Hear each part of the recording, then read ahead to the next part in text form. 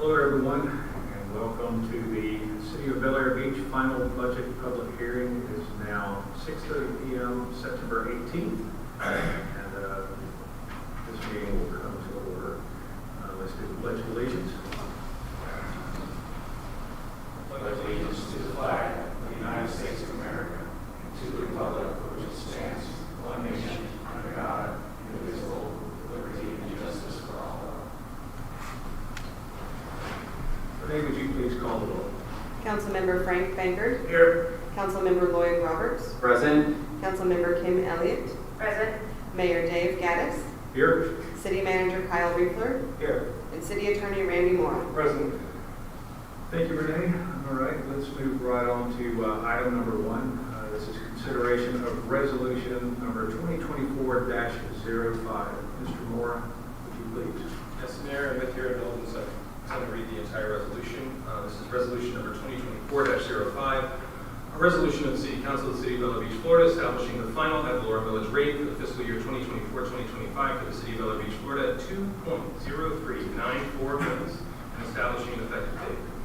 Whereas the annual estimate of anticipated revenues and expenditures of the City of Bel Air Beach, Florida for the fiscal year commencing October 1, 2024 and ending September 30, 2025 has been submitted by the City Manager in accordance with Article 8 of the City Charter, and whereas the City Council has reviewed the City Manager's proposed budget, amended it, and tentatively adopted the amended budget, and whereas the City Council of the City of Bel Air Beach, Florida is required by the City Charter to adopt an annual operating and capital improvement budget for each fiscal year, and whereas said budget must indicate the proposed tax levy for the City of Bel Air Beach, Florida, and whereas observed all due process and appropriate procedures required by the City Charter in Chapter 200.065 of the Florida statutes, including notice of public hearing, the City Council now deems it necessary, proper, and in the best interest of the public to adopt by resolution the millage rate. Now, therefore, the City of Bel Air Beach, Florida hereby resolves that the ad valorem tax millage rate for fiscal year 2024-2025 is hereby established at 2.0394 mils. That the millage rate levied is higher than the rollback rate of 1.8518 as certified by the County Appraiser on July 1st, 2024, and has increased by 10.13%. That this resolution shall take effect immediately upon final adoption. This has been a full and final reading of resolution number 2024-05, Mr. Mayor. Thank you, Mr. Moore. Mr. Riefler, do you have anything to add? No, sir. All right, let's go to the citizens for comments. Would like to speak? All right, citizen comments are now closed. I'm going to need a motion to approve resolution number 2024-05. Motion made by Mr. Roberts. Yes, I move that we approve resolution number 2024-05. Thank you, Mr. Roberts. Do I have a second? Second. Mr. Roberts, you have the floor. Since about 15 minutes ago, we just discussed this and approved it, I think it's time to vote. Thank you, Mr. Roberts. Would any other council member like to speak on this topic? All right. Renee, would you please call the roll? Councilmember Bankert. Yes. Councilmember Roberts. Yes. Councilmember Elliott. Yes. Mayor Gaddis. Yes. And so the resolution passes unanimously.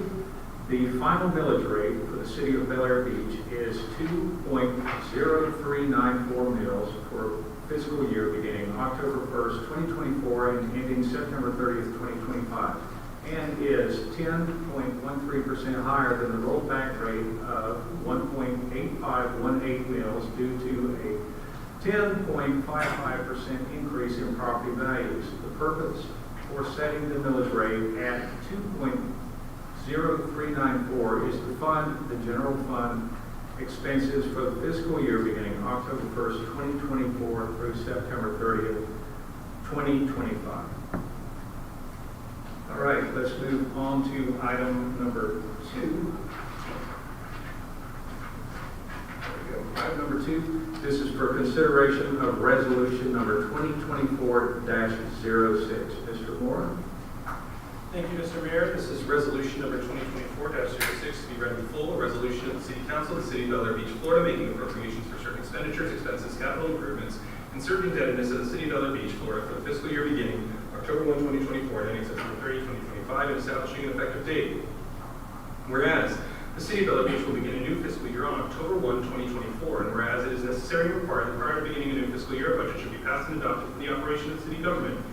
And whereas the City Council has held the 2 required public hearings on the proposed budget fiscal hearing beginning October fiscal year beginning October 1, 2024 and ending September 30, 2025. Whereas there is hereby established a tax at the rate of 2.0934 mils on the property assessed as of January 1, 2024 for the purpose of raising revenue for general fund operations. Now therefore be it ordained by the City Council of the City of Bel Air Beach, Florida. Section 1, that the documents entitled City of Bel Air Beach, Florida, Final Annual Budget Fiscal Year 2024-2025 dated September 16, 2024 comprise the total amount of $4,871,075 for all funds recorded. Section 2, the budget is being presented as a balanced budget whereby there are sufficient revenues to offset all estimated expenditures and expenses. Section 3, all budget appropriations are based upon the total expenditure and expenses, even though the budget has been prepared based on line items and summarized to a categorical level. Section 4, appropriations may be transferred for the purpose of equalization when needed by a budget transfer with the approval of the city manager as necessary. This action will not change the total dollar amount of the budget. Section 5, the City Council during fiscal year 2020-2024-2025 may, by resolution, make any amendments to the budget adopted by this resolution as it may deem necessary and proper. Section 6, all budget amendments requesting additional expenditures or expenses must also identify the corresponding funding source. Section 7, cash balance reserves shall be carried forward for prior year encumbrances and reappropriated upon open purchase orders, which will be paid in fiscal year 2024-2025. Section 8, this resolution shall become effective on and after October 1, 2024. This has been a full and final reading of resolution number 2024-06 concerning the budget, Mr. Mayor. Thank you, City Manager Mora. Mr. Reefer, do you have anything you'd like to add? No, sir. All right, let's go to the citizens for comments. Would anyone like to speak on this topic? All right, citizen comments are now closed. I'm going to need a motion for approval of resolution number 2024-06. Do I have a motion? I move that we adopt resolution number 2024-06 as read in full. Thank you. Do I have a second? Second? Thank you very much. Ms. Elliott, would you like to comment? No further comment other than the fact that we have the millage rate set. This budget is acceptable and we do not provide for any deficits that we're aware of this time. All right, thank you very much. Any other comments from the council? All right, seeing as we have none, Renee, would you please call the roll? Councilmember Baker. Yes. Councilmember Roberts. Yes. Councilmember Elliott. Yes. Mayor Gaddis. Yes, and so the resolution 2024-06 passes unanimously. Resolution 2024-06 is adopted, establishing a budget for the City of Bel Air Beach for the fiscal year beginning October 1st, 2024 and ending September 30th, 2025, with a final millage rate of 2.0394 mils, which is 10.13% higher than the rollback rate of 1.8518 mils. Do I have a motion to adjourn? Motion. Motion made. Second. Have a second. All in favor? Aye. Any opposed? All right, we're adjourned. We're going to move right over to the next meeting. All right, here we go. Does anyone need a break before we start? No? All right. Good evening, everyone. It is now 6:38 p.m. and the September 18th, 2024 City Council meeting will come to order. This evening's invocation is presented by Councilmember Roberts. Thank you, Mr. Mayor. If you'd like to bow your head, that would be wonderful. Heavenly Father, most times when we start these meetings with an invocation, we mostly talk about things that we need help with. And that's a good thing, because things always work out better when we go to you first. Tonight, I'd really like to spend some time talking about the blessings that you provide to us in the wonderful city of Bel Air Beach. My wife and I have been here almost 5 years, Father, and you know that. And it never confuses me when I come across the bridge and the beauty that I get to see and the blessings that I get to see in this wonderful city. There's people who save all the year to come and take vacations here, and we actually live here. So that blessing, we all thank you for that, Father. The people that live in this wonderful city, the neighbors, the friends, you know, when I drive through the city, Father, and you know this, I get to see people walking their dogs, they stop to talk to their neighbors, they have conversations, they enjoy each other, and you know better than I that this is not always that every town or city gets to benefit from. So thank you, Father, for all of these things that we get from your blessings. In closing, Father, I'd like to also, I just had a thought earlier this week that, the city has the opportunity to spend 3 minutes up at the podium to talk about anything they want to that's not already on the agenda. Wouldn't it be kind of a wonderful thing if we had citizens and people who live here take the opportunity to come up to that podium and talk with you, Father, about things that you have given to them, things they're happy about, even challenges that are maybe before them. So I'd just like to toss that out there, Father, that if the citizens and people of our city want to do that, that would be awesome. In Christ's name we pray. Amen. Amen. Now, please rise and join me in the Pledge of Allegiance. Pledge Allegiance to the flag of the United States of America, and to the republic for which it stands, one nation, under God, indivisible, with liberty and justice for all.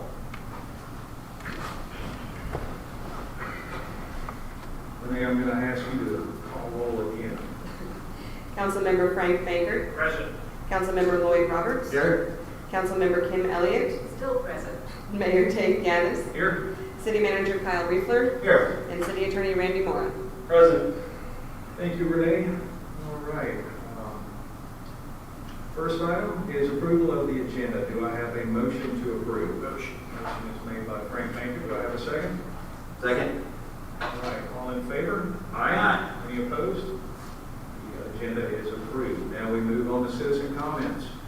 If a citizen would like to address the council about a topic not already on the agenda, please raise your hand and wait to be called on. We ask that you limit your time to no more than 3 minutes, and remember to direct all questions and comments to the council. Would anyone like to speak? Yes, sir.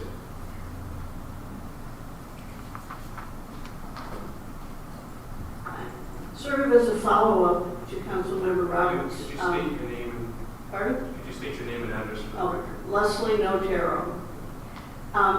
As a follow-up to Councilmember Roberts' invocation, I hope you guys all got to see that full moon last night. It was unbelievable. That's it. Thank you very much. Would any other citizens like to speak? Yes, sir.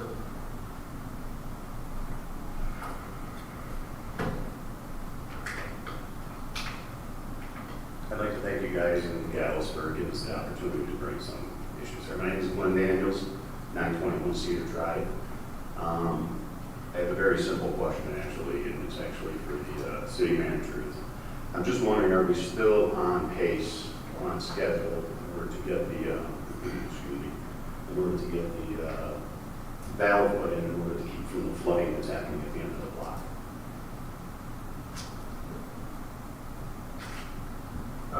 We don't respond during citizen comments. What we do is we give the responses whenever the city manager's time comes up. So it's not a back and forth conversation. Okay, thank you. All right, thank you. Would anyone else like to speak? All right, citizen comments are now closed. All right, item 3, we have presentations from Pinellas County Sheriff's Office. It looks like we only have code enforcement. Is that correct? At this time, yes, sir. Okay. Come on up, Deputy Trump.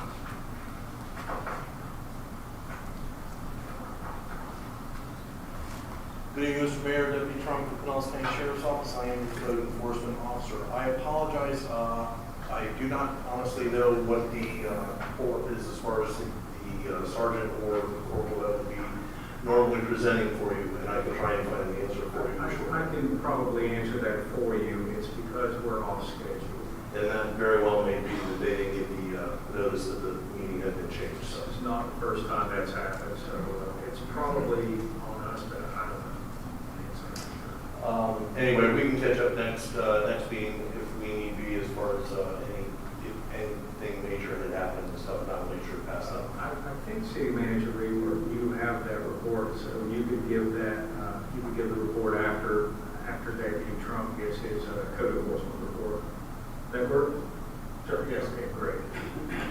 My report's very short for the month. I have 35 entries throughout that. The main thing we dealt with, again, with the hot weather in the summer, is the high grass issues and weeds and things like that in the front yards and stuff. So that's one of the major issues that we are trying to address with the residents and trying to take care of that. Other than that, we had a couple of trailers and boats that were easily taken care of. A couple of unmaintained pools that one of the cases is still kind of ongoing with that one because at the point there's nobody in the residence and we're trying to follow up with family members and trying to get some other help with that. Beach enforcement's been a little bit light this month. One, I was on vacation. Two, because of the extreme high tides that we've been having, and unfortunately we've lost some beach through the storms and everything else. So it's a little bit harder to get out in the ATV, but we are trying to get out there.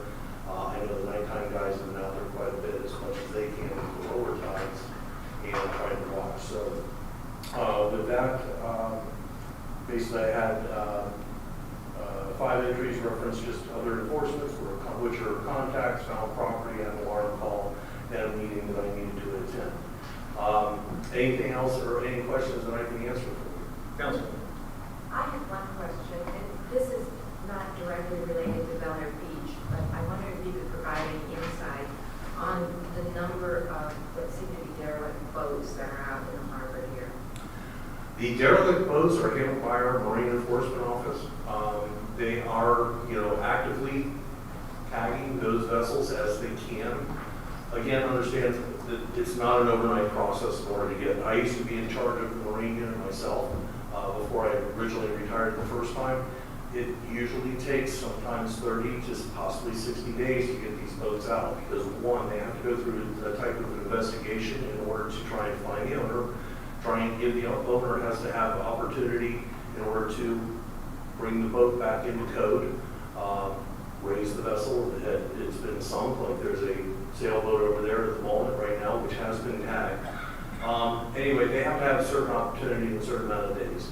After that, it would go to, once that hearing is done and is deemed that the boat is basically able to be salvaged, then we would take over the boat.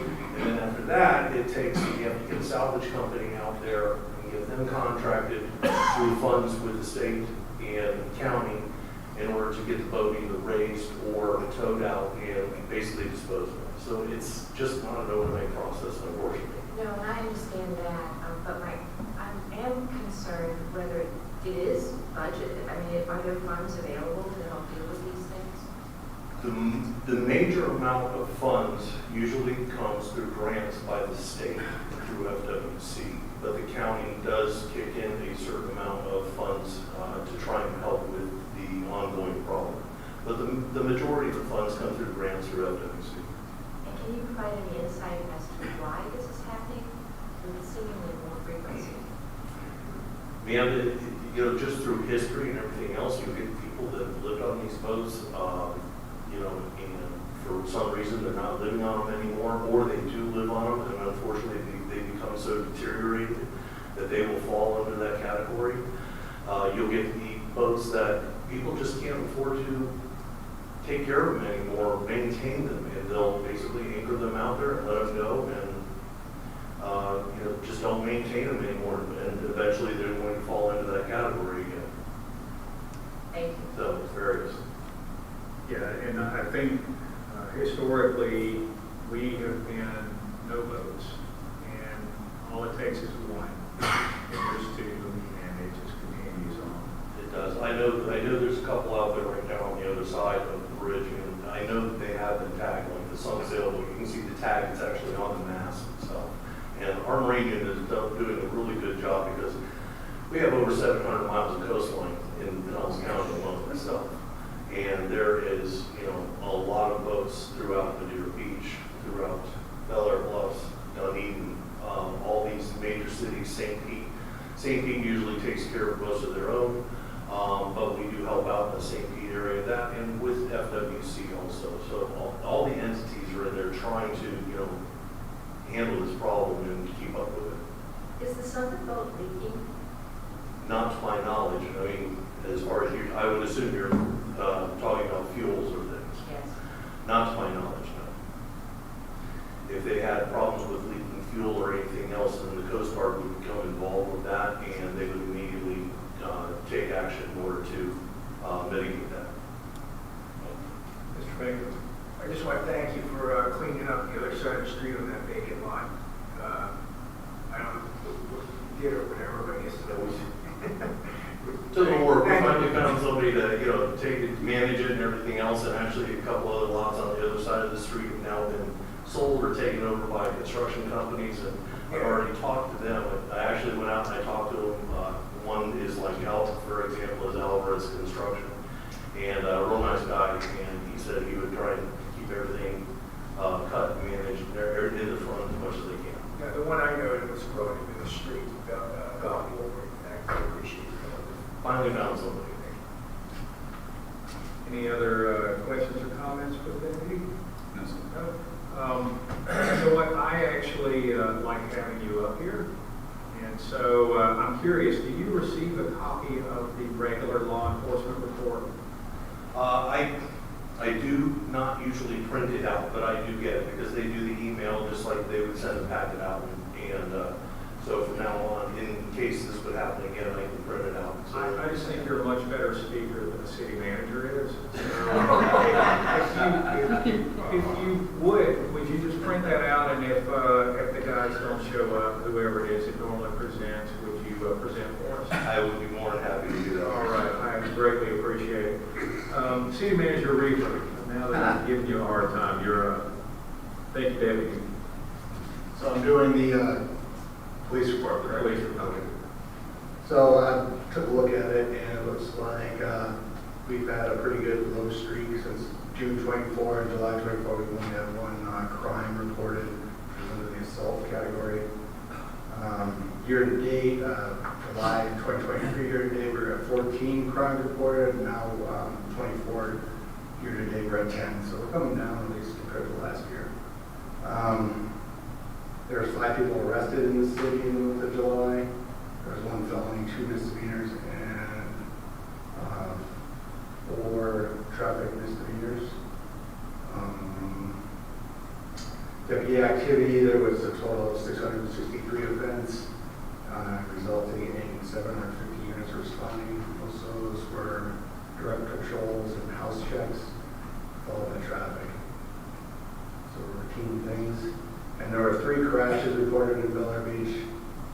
And I noticed one of them was at the intersection of Gulf Boulevard and Causeway Boulevard, so I'm interested in more information on what caused that. That's all I got. All right, since you have the same information we do, I'm not going to ask those questions. Next up is item number 4. I don't believe anyone from the Nellis Coast Fire and Rescue District is here tonight, so we're just going to move on to item number 5, which is the city attorney's report. Mr. Moore, you're up. No report, Mr. Mayor. No report. Any questions for Mr. Moore? No, sir. No? All right. Item 6, city manager report. Mr. Reefer. Thank you, Mayor. Start off at the top of the list. We had a meeting this week with Duke and Utility Consultants of Florida. I've asked them to come to our October meeting, which I believe is going to be the 14th of October. So both UCF and Duke will be present, and I want them to first catch up with the council on where we're at in the project, and then discuss options as far as the placement of the equipment for phase 2, which is North Causeway Boulevard. We've kind of been in a standstill trying to figure that out and request easements. So I think it's a good time to just go over everything and have Duke Energy present the options that are available. And that's all I have for that. So I look forward to the October meeting. The stormwater improvement project, as you can see, since we started doing the surveys and doing the grade stakes, Harbor Contracting has been replacing the curbs on the streets from 14. They've done 14th, 15th, 16th, 17th, 18th. Just recently finished 19th, 20, 21st, and now they're back down to 9th Street. So they've done the south side of the 9th Street. That leaves us the north side of 9th Street, The south side of 23rd. We have tonight discussion of 22nd Street, which we wanted to add to the project. So that would be all the curbs. At this time, the paving contractor is scheduled to do all the streets in October. So it's going to be a mill and resurface for the 2/3 of the streets that are left on the project. Code review services, we did the work session last month. Since then, Mr. Cerna and I got on a conference call with the FDM, Florida Department of Emergency Management Flood Ordinance consultant to discuss just updating our flood code, which is chapter 76. And after Mr. Cerna is done updating what we discussed, then city attorney will prepare it to start doing first readings on the chapters that we're going to change the ordinance. I had a request come in from the outstanding the lien on 103 25th Street, which was the outstanding construction permit that accumulated as of July 15th. It's at a balance of $326,964.63. So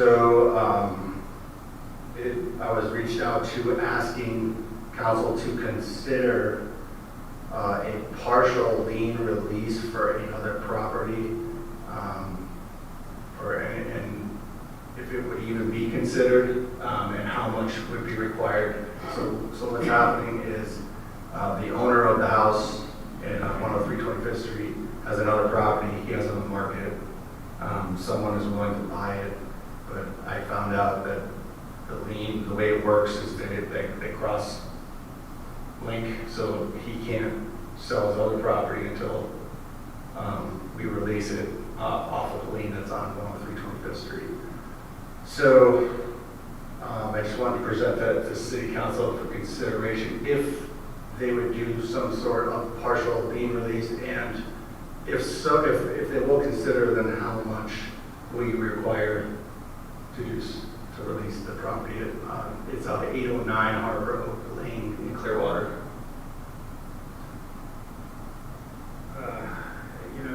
That's a lot to dump on us without any warning. I think I'd like to see some numbers on paper that we can take with us and think about it. Okay. And maybe bring it back up at either next meeting or a work session. Okay. Are the repetitive charges, like, because I didn't respond daily, we taxed them like $150 a day, is that what? Yes, it was Part of the lien is? based on the construction trades of the permit. There was daily fines on each closeout to finish each trade. That's the beef of it, the $300,000? That's all of it. It was just an ongoing Okay. finding of the permit being expired. All right. I'm curious, there was finally payment on the other home that we did a partial, right? Yes. Is there any way to, I'm just thinking out of the box here, but is there any way to provide a partial lien release, but not release the debt? Yes, so we can do a partial lien release if there's, most especially if there's partial payment. We can say, well, in order to release as to property Y, let's say property X is the property at issue with the lien directly. Property Y will release for X amount, but we're not releasing the remainder. So let's say 100,000 is owed, and you say for 20 grand, and I'm just making up numbers, I'm not making recommendations. Let's say 100,000 is owed, you say for 20,000 we can release property Y, the remaining 80,000 release due and owed. I'm not sure if that answers your question. Well, that's part of it, and the other side would be, can you release, say, okay, now we have the $80,000 as a continued lien. The debt is still $100,000, but we really have a lien. I see what you're saying, the distinction between the debt and the lien. I'm not Allows familiar it with to that. close, but. Yeah, I'm not familiar with that paradigm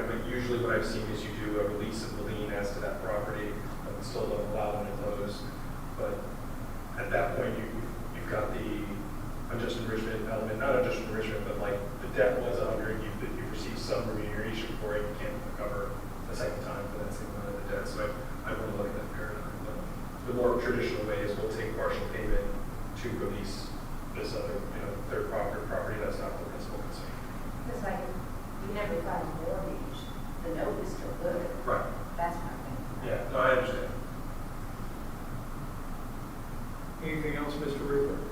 Yes, I want to jump back. I remember the citizen inquiry about the stormwater valve. So I'm waiting on a flange that fits the pipe at the swale. We had the valve, but originally we were going to have the contractor modify the outflow to fit the valve in. It's a elliptical valve, and I found out through the La Pro, which is the valve company, that they do make a flange that we can use. It's slightly smaller than the elliptical pipe, but what it does is you bolt it in and then you mud around the flange itself instead of modifying the whole reinforced concrete pipe. So I expect to have the flange piece in October. Yes, I'm aware of recently with the high tides, there's been a lot of water coming up in the street. One thing we have noticed is even the Palm Drive, the county system, the tidal water was coming out of their valve. So we did hear from residents on Palm that said that that's never happened before, and we followed it with the county and made them aware. What was the underlying issue? I've never seen so many streets flooded at a low tide. I've never seen that before. And I mean, there were probably 8 or 9 streets that were underwater that day. You're talking about I was recently talking about this week with the high tide we've experienced, but you're talking about a couple of weeks ago with the rain events.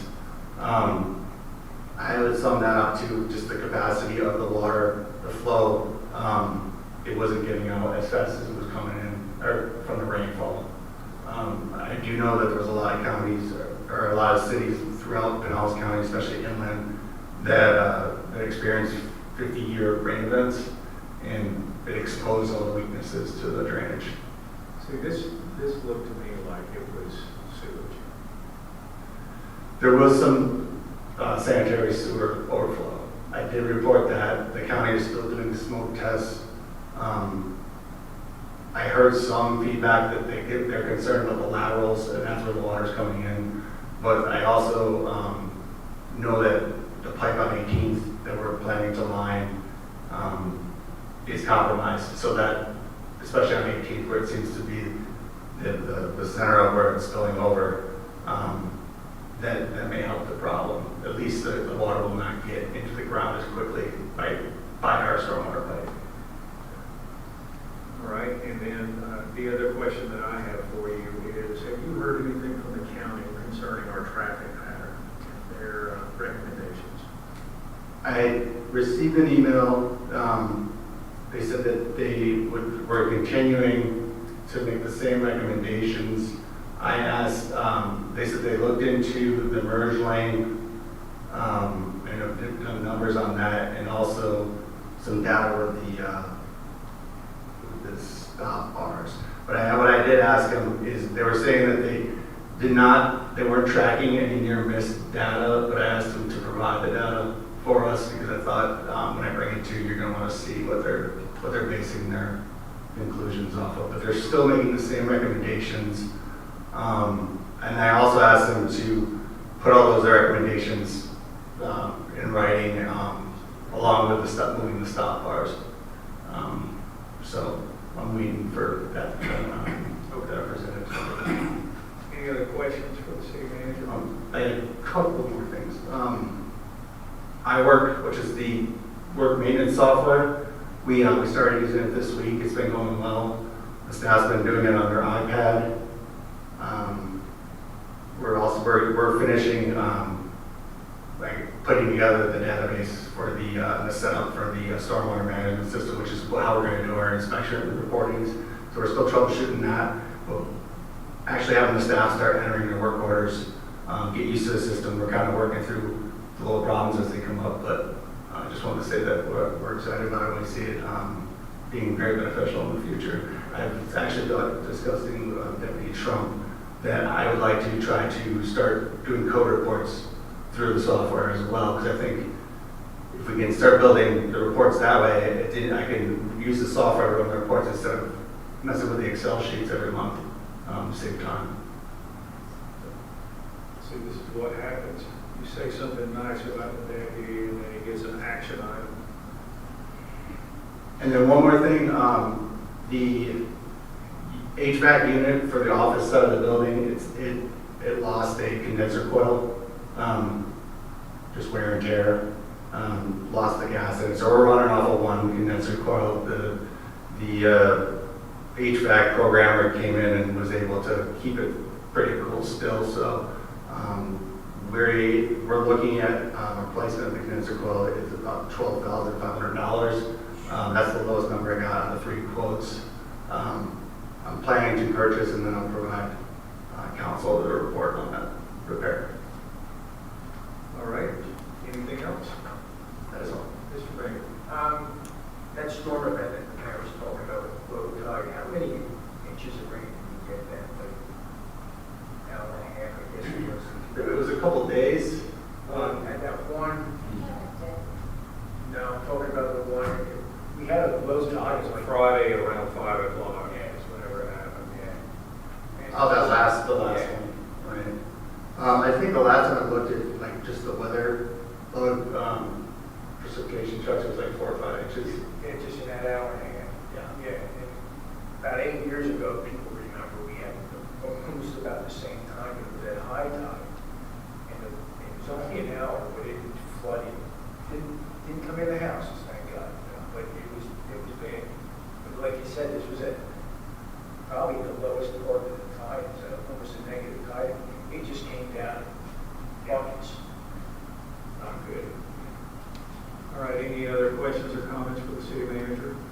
One comment, and that is regarding the code review process. Attorney Moore has given me a lot of really good information. I have reviewed that and reviewed the ordinance regarding signs, and I withdraw any objection. So we will have- I'm sorry. Say that one more I time. withdraw the objection to the signs ordinance Oh, as it was okay. proposed. All right. That's good to know. Thank you. Did you have anything else, Charles? No? All right. Does that conclude your report, Mr. Reaper? Yes, it does. All right. Thank you, Thank you Mayor. very much. All right. Now we are up to the city clerk report. Right? Captain Liner and Chief Davidson were provided information on tonight's meeting and the change of the dates. Unfortunately, they just did not show up this evening. All of the municipality schedules work with each other, and all it takes is throwing one off, and then they can't attend. So I understand. Additionally, Dominic DeCosimo, who is on the agenda this evening for potential appointment to the Planning and Zoning Board, he was also available on September 4th, but has since left the country and is unavailable this evening. Okay, all right. Anything else? That's all. All right, any questions or comments for the city clerk? All right, thank you very much, Ms. Rose. All right, now we are up to the consent agenda, items 8 through 10. This is for approval of the August 5th, 2024 City Council meeting minutes, approval of the August 19th, 2024 City Council work session minutes, and approval of the August 28th, 2024 City Council work session minutes. Do I have a motion to approve? Motion to approve as submitted and proposed. Motion made by Frank Baker. Do I have a second? Second? Second by Lloyd Roberts. All in favor? Aye. Any opposed? I have one comment, and that is regarding the August 19 minutes. The very last 2 lines of the page 1. It refers to access insurance, and the actual term is excess, E-X-C-E-S-S. No, thank you. That whole paragraph, there's more on the next page. That was it? That's it. Is that enough that we can just make the correction and publish it? Insurance can be addressed that way, yes. Okay, all right, great. So in that case, is that an all in favor? Yes. Aye. Any opposed? All right, consent agenda passes. Now we're on to the regular agenda, item number 11. This is for consideration of appointment to the Planning and Zoning Board. We have one candidate, but he's not here. It's Mr. Dominic DeCosmo. Do we want to move forward with this appointment, or would we prefer to put it off until the next meeting, which is October the 14th now? 14th. Yes, council? It does, I'm fine either way. General consensus here? Well, let's just call for a motion. Before that, we need to go to the citizens for comments. Would anyone like to comment on this item? Nope, citizen comments are now closed. Would anyone like to make a motion on appointing Mr. DeCosmo to Planning and Zoning Board?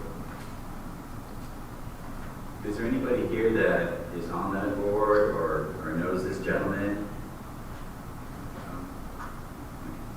I spoke with him back and forth a couple times about the responsibility, and we went over the terms and what the board does. He's interested in serving on the board. If he does, he's interested in being the chair of the board. Right now, we have one new member that was appointed. We have not had a meeting yet, so it would be voted on within the board, but he wants to take an active leadership role. He, through me in discussion, has taken a lot of consideration to volunteering. I think because planning and zoning is, well, first off, we've asked for a motion. Is anyone making a motion on this or not? Because if we don't make a motion, we don't have to discuss it. No motion? I'll make a motion All right, motion made by Frank Baker. What is the motion?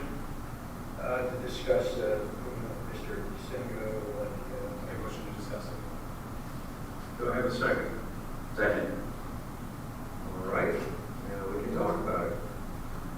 So what I was going to say is that the Planning and Zoning Board and Board of Adjustments are very important. They're the two boards that mean the most to this community. I think that especially someone that's wanting to make its way to being the chair of this particular board, I would like to actually see his face and give him the opportunity to address the council, share his desire, why he wants to be on planning and zoning, and then we vote him in the proper way. Any other discussion at this time? I agree. We thank the applicant for his volunteerism, but I think we owe some due diligence. Anyone else? Yes? Finally, my only question, Renee, is you had mentioned he was going to be here on the board, but now he's out of the country. Do you know when he's coming back?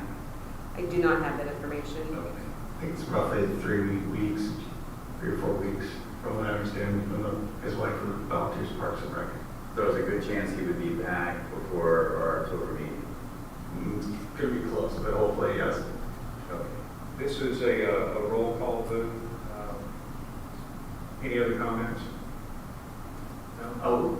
Just for consideration, I believe Attorney Moore can elaborate, but I believe for our land development code, we need to have any of the ordinances we're proposing reviewed by the Planning and Zoning Board. Yes, that's, as a power and duty of that board, that's accurate. Mr. Mayor, procedurally, I just want to be clear, the motion made was to discuss, so there's no motion that would have a roll call vote as I understand it. It sounds like the board is moving towards tabling this issue rather than substantively. That's what I was about to call it. Would someone like I to? just have one question. The city manager interviewed this guy. Is he a worthy candidate? Yes, but I understand the mayor's. You know, and I agree 100% with the mayor, but we have good people on the board without being board. I agree that planning and zoning board is very strenuous. You know, I wouldn't want to lose that. So, Well, we can, right now that we're just discussing, and there's a motion on the table just to move forward with this. So we can move forward, or we can table it, or leave it up to the council. I motion to move forward. All right, in that case, let's go ahead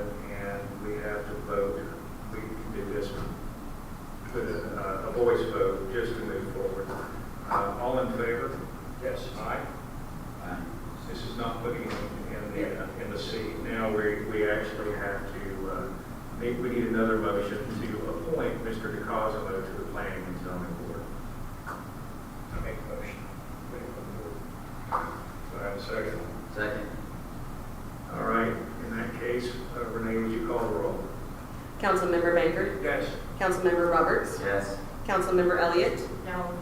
and Mayor Gaddis. No. All right, so the motion dies, and we'll try it again whenever he gets back. All right, item 12, consideration of appointment as an alternate to the Board of Adjustments. We have one candidate, Mr. Douglas Prescott. Is Mr. Prescott here? Hey, there he is.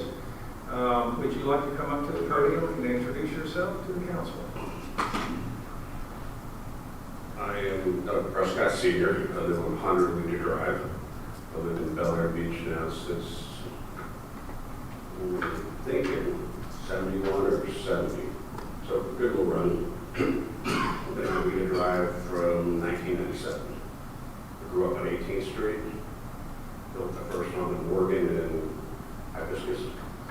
And then on 97, I took my house down and built it back in 2002.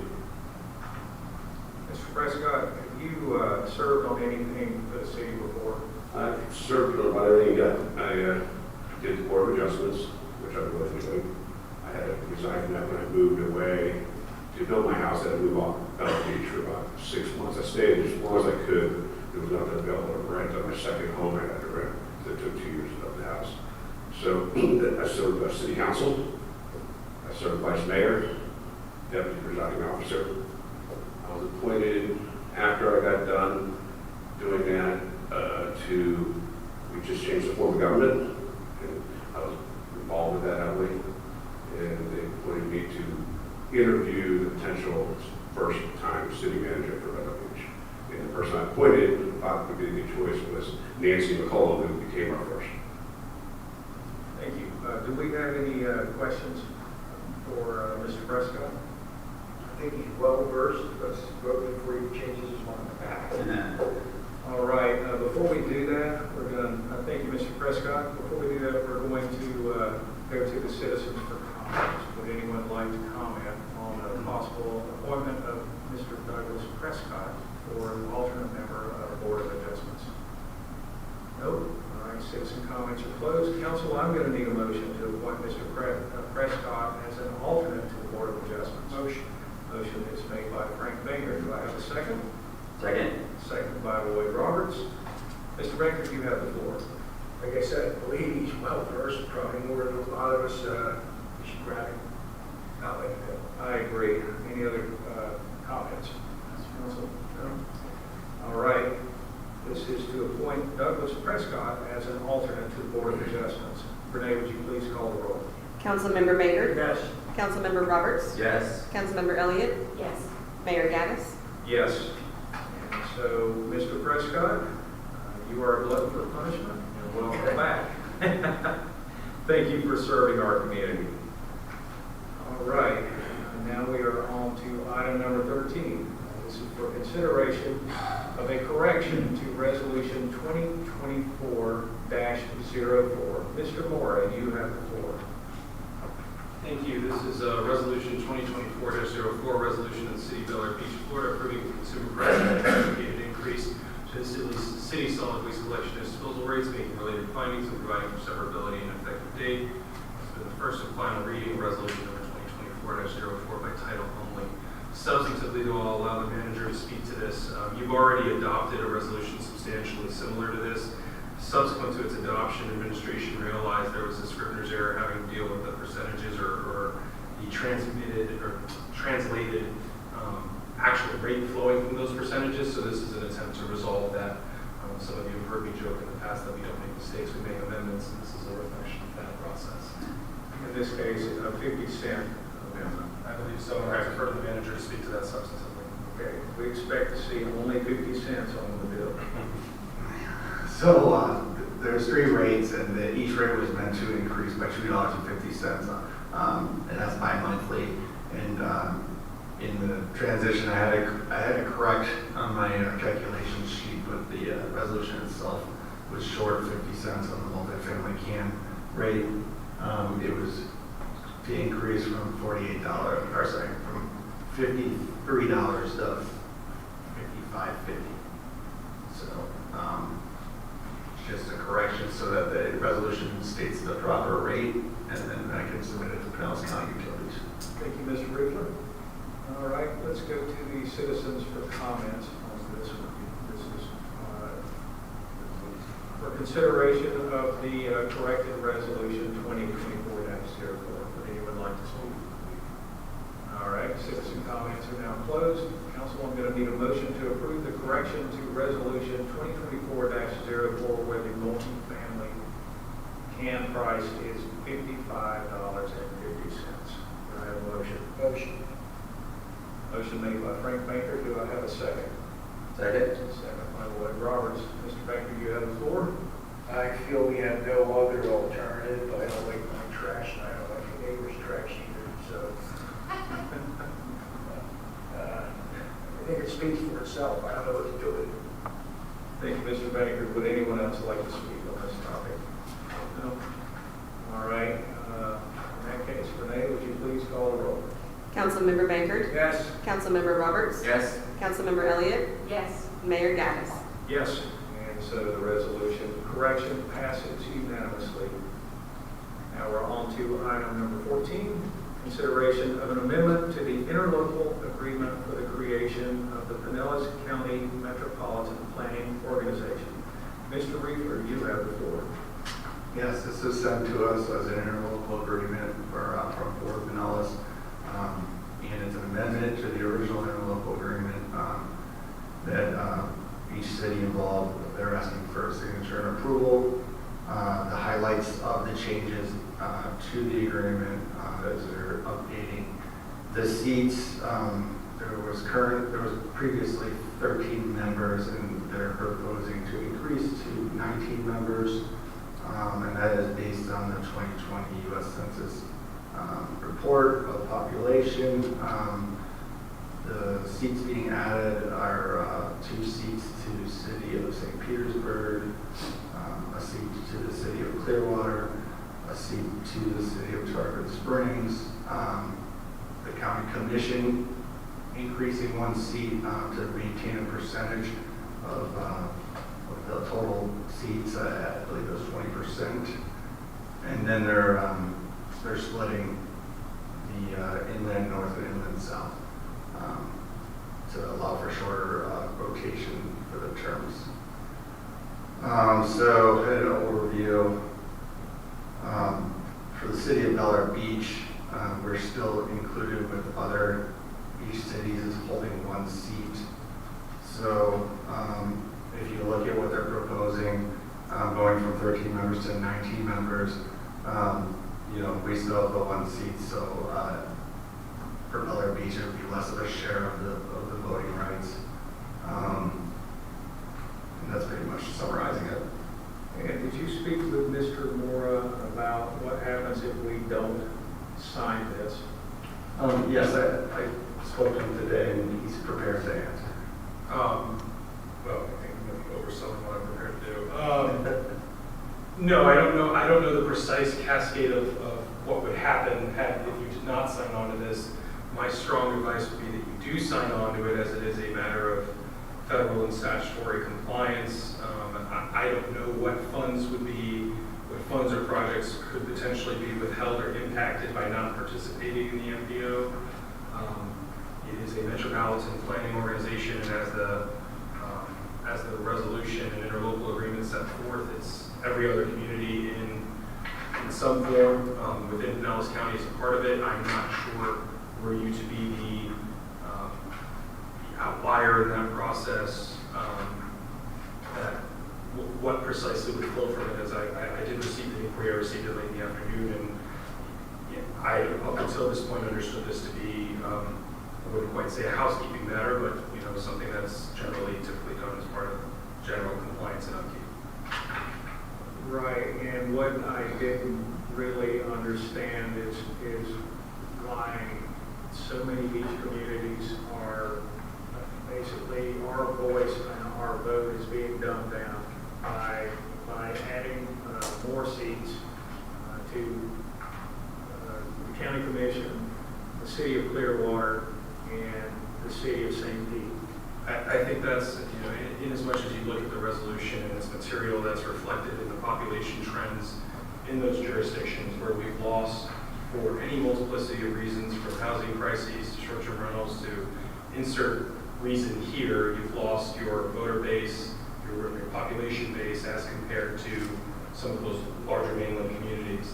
And I think, and as the seats are apportioned based on your population trends, that's how that dynamic is playing out, as based on how they've been structured.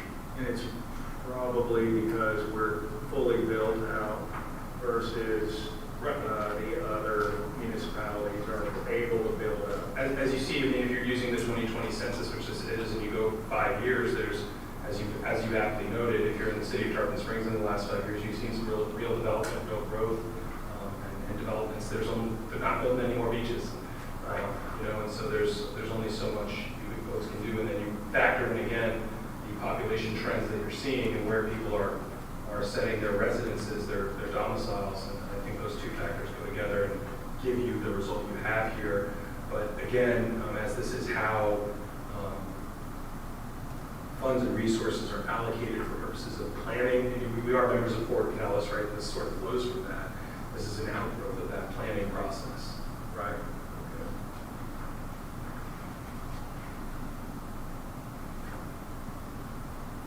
Well, let's go to the citizens for comments. Would anyone like to speak on this topic?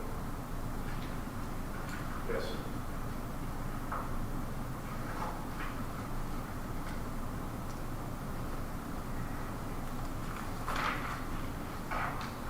John Hansick, 22nd Street. If I'm following the conversation and this proposal, it's the larger cities that want more seats.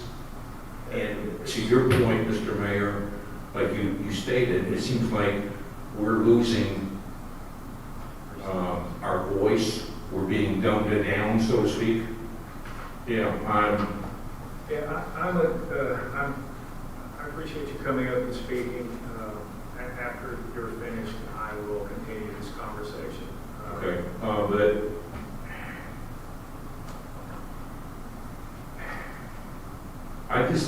the big guys keep winning, and I don't know that we can beat them, even if all those small communities along, the beaches join together. So I'm not for it personally, because I don't want to see our voices diminished. They've got enough voices as it is. That's my comment to this. Thank you. Thank you, Mr. Hansick. Would anyone else like to speak? All right, Council, I'm going to need a motion to approve the amendment to the interlocal agreement for the creation of the Pinellas County Metropolitan Planning Organization. Do I have a motion? So moved. Motion made by Lloyd Roberts. Do I have a second? Second.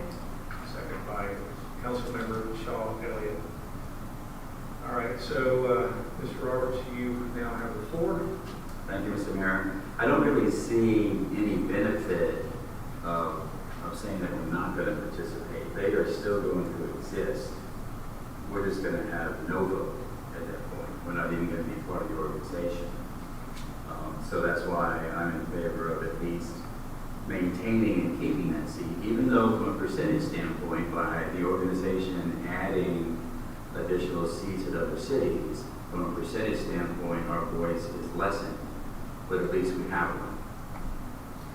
And this reminds me of a situation we had a few years ago whenever they were proposing raising the gas tax. It was, you remember that, Mr. Reaper? A little, yeah. Okay, so they sent us pretty much an interlocal agreement similar to this, and it was us buying into the gas tax increase. I don't think it actually happened, but they twisted our arms because if we didn't sign it, we wouldn't get the benefit. Even though ours is just a tiny little bit, we wouldn't get any money at all. And so we went ahead and signed the thing, even though we didn't really agree with raising our gas taxes. This is just another situation where I think you're right, Mr. Mora, if we don't sign it, then there's probably some tiny benefit that we won't get. But also, we won't be included at all in the voice. The biggest problem I'm having with this whole, the red flag that I saw was that it was the Big C and it included the city of Clearwater. What they did was they removed the city of Clearwater, awarded them 2 seats, and now we're even less, we have less of a voice because it's all of the Big C except for the city of Clearwater. They're exempt for it, and they got 2 points to go along with it. So they went from you're lumped in with all the beaches to now you're a big powerhouse and you've got extra votes. We can all see what's going on, but I don't know if we really have a choice on this.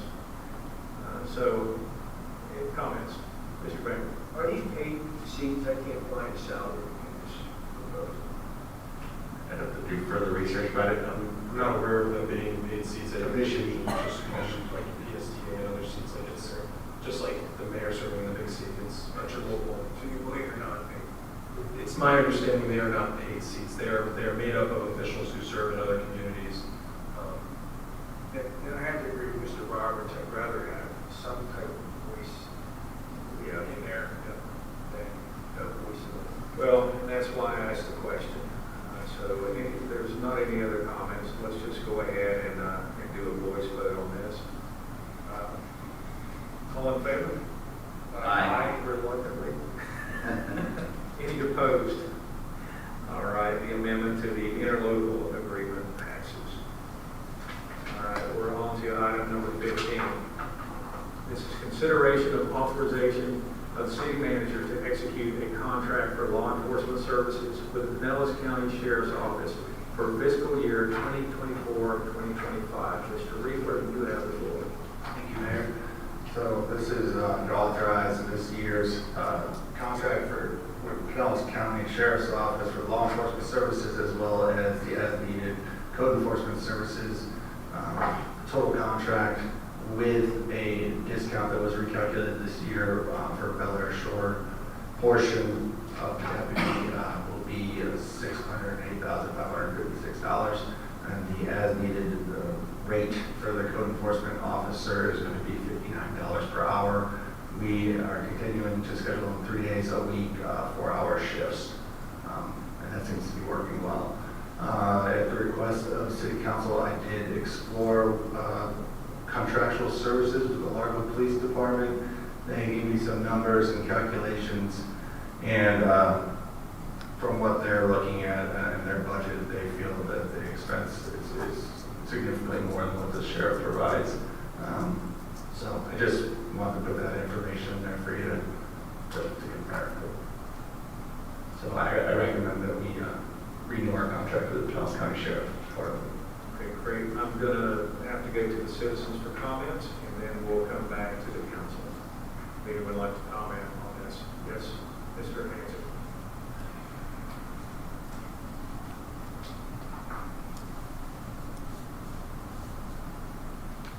John Hanson, 22nd Street. I hope nobody takes this wrong. I appreciate what the Sheriff's Department does. Really do. You know, they go in harm's way every day. Been there, done that. My point is, I have watched, since I've been a citizen in this community, since 2015, when we've contracted with the sheriff.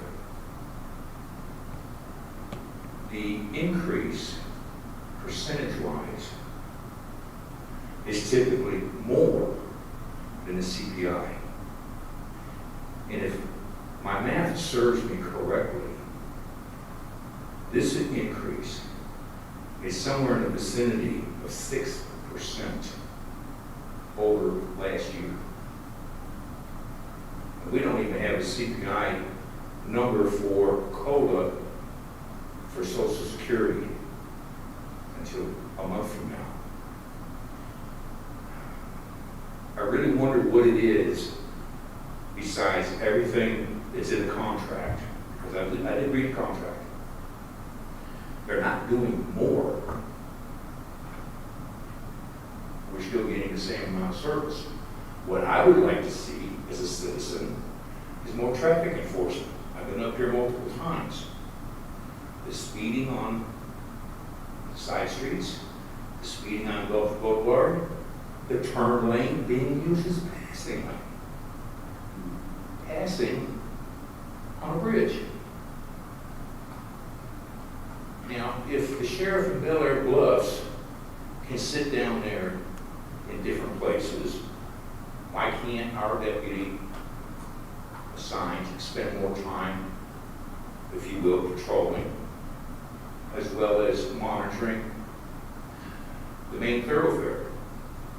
And again, folks, those of you know, from my front yard, I got a perfect view of Gulf Boulevard. I can see it. All I'm saying is, I think that the COLA, the increase, is excessive, but we're not getting more. I understand certain things cost more, but 6% is pretty steep. Thank you. Thank you, Mr. Andrews. Other comments from citizens? Citizen comments are now closed. Council, I need a motion to authorize the city manager to execute a contract for law enforcement services with the sheriff department. Motion. Motion made by Frank Baker. Second. Second by Shaw Elliott. Mr. Baker, you have the floor. Well, the citizen made some great comments about the 6%. The mayor went to the city of Largo to try to reduce our costs and came back with 25. So it's another thing we can't do without. And I agree, there should be more enforcement, you know, on Gulf Boulevard. Going to beach cleanup on a Saturday morning at 7:45, I'm doing 35 to 19th Street from the causeway, and a guy passes me. You know, and like I said, you see it all the time. So I think we should pass this. I think it's, you know, they are our deputies and sheriff's department. They do a great job. Maybe we just have to get them to do some more enforcement for us. Thank you, Mr. Baker. Any other comments? Yes, Mr. Roberts. Just a question for a city manager or anybody. So if somebody receives a ticket for speeding or reckless driving, whatever the case may be, do we get any of that revenue? For traffic citations, I don't believe we do. For a local ordinance violation, we get a percentage after administration fees through the clerk. So traffic citations, I'll double check, but I don't ever see traffic citations on our payments. Because I agree with Mr. Itchik, where, you know, I take a right on the Gulf Boulevard after I cross the bridge, and I wouldn't say many, but more than I'd like to see, where people are like right on my tail and I'm going 35, and they swing over to the left and use the bi-directional lane to pass, which is just stupid. First of all, they're definitely speeding, and secondly, there may be somebody coming the other direction that actually wants to use that lane and make a left-hand turn, and that could turn out really badly for everybody. So it's bizarre. I realize we only typically have one car, one deputy at a time. They can't see everything all the time, but I'm always cheering for that deputy to be there when that happens, so I can stop and comment to them. Thank you, Mr. Roberts. Any other comments? No? All right, I'm going to add that whenever we got notice of this, I actually wrote a letter to the Sheriff's Department asking for bullet points that I could share with council. I've done that once before, but I don't know if you were here or not. Basically, he attributed it to rise in insurance rates, rise in salaries, and the cost of fuel, and just inflation in general. It was I have left messages for Sheriff Galtieri before and not gotten a call for a day or two. As soon as I sent that letter, I would say within the hour, he called me personally on my cell phone and wanted to assure me that he wasn't picking on Bel Air Beach. Everyone in the county got the same increase. So whatever you were doing before, you got the 6 point whatever % increase. And it's just the cost of doing business. As City Manager Riefler stated, he did contact Largo, and they can't compete. So I would love to have an alternative just so that we have something, so we can choose, sort of like we do with our garbage service, but that's just not the case. And if you look at most of the municipalities, the smaller ones like us, they all are doing the same thing. So we're not alone. Nobody's happy with the increases, but I am happy with, for the most part, the sheriff's services. I too would like to see more citations written so people, the word gets out that Bel Air Beach is not the place to do those things, but you can't be everywhere all the time. So, that being said, we have a motion on the floor. Is everyone ready to vote? All right, Renee, would you please call the roll? Councilmember Baker. Yes. Councilmember Roberts. Yes. Councilmember Elliott. Yes. Mayor Gaddis. Yes. So it passes unanimously. Mr. Reefer, you are authorized to proceed. And thank you for checking into alternatives. Thank you. All right, now we are on to item 16. It gets better. The consideration for accepting the Brown & Brown insurance proposal and authorizing a purchase order. To back that up, Mr. Reefer, you have the floor. Thank you, sir. So in our August work session, we had a presentation of a proposal by Brown & Brown. The proposal is, as we went over it, and there's a comparison to our current Florida Municipal Insurance Trust policy. It includes some more coverage in different areas of the insurance. And it is at a price, a premium that's a little less than what was proposed by the Florida Municipal Insurance Trust this year by about $9,000. This is something we discussed starting 2 years ago, in my knowledge, where I made contact with Brown & Brown, which is another major known insurance group that does local cities. And the first year, he took our numbers and just wasn't able to compete. So I reported back, but he was interested in following up for this upcoming budget cycle. And we worked through the numbers, and he came back with this proposal. And based on the feedback he gave me on especially our workers' comp claims in our history, we are showing a positive, less workers' comp claims. In his business, that calculated that we were under the average for municipalities throughout the state, and that it should have affected our rates to come down some.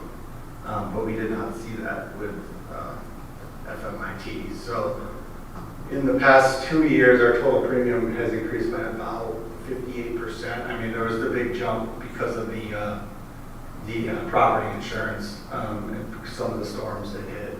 But it continues to increase. And Brown & Brown has proven to be just as good as the Florida Municipal Insurance Trust, and they have a lot of similar programs. When I followed up with the cities in the area that use Brown & Brown, the positive feedback. It was all positive, but it was centered around their customer service and the ability of whenever they needed them, the service continued to excel. And I think that's very important, especially for a small city like us, and we need to take care of things when they happen. So there were some questions submitted from council members that the insurance agent, Kyle Stokel, was able to answer from his knowledge, and I've included that email as part of this memo. And it is our recommendation that we approve a purchase order for the $76,496 to pay the full year premium for the upcoming fiscal year. Thank you, Mr. Reaper. Before we go to the council, let's go to the citizens. Would anyone like to speak on this topic? Citizen comments are now closed. Council, I'm going to need a motion to accept the proposal from Brown & Brown and to authorize the city manager to execute a purchase order. Motion is made by Frank Baker. Do I have a second? Second. I'm going to give that one to Shaw Elliott. Mr. Baker, do you have the floor?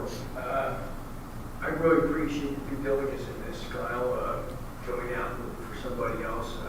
I remember when we brought in our current underwriter a year ago about the increases, she just kept saying, well, everything's going. This guy went through everything with us.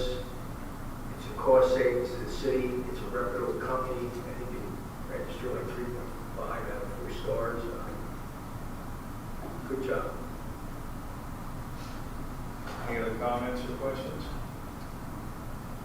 No, I just that everything Member Banker said is right on target. You know, we discussed this in detail. I was very impressed with the representative for Brown & Brown at our workshop.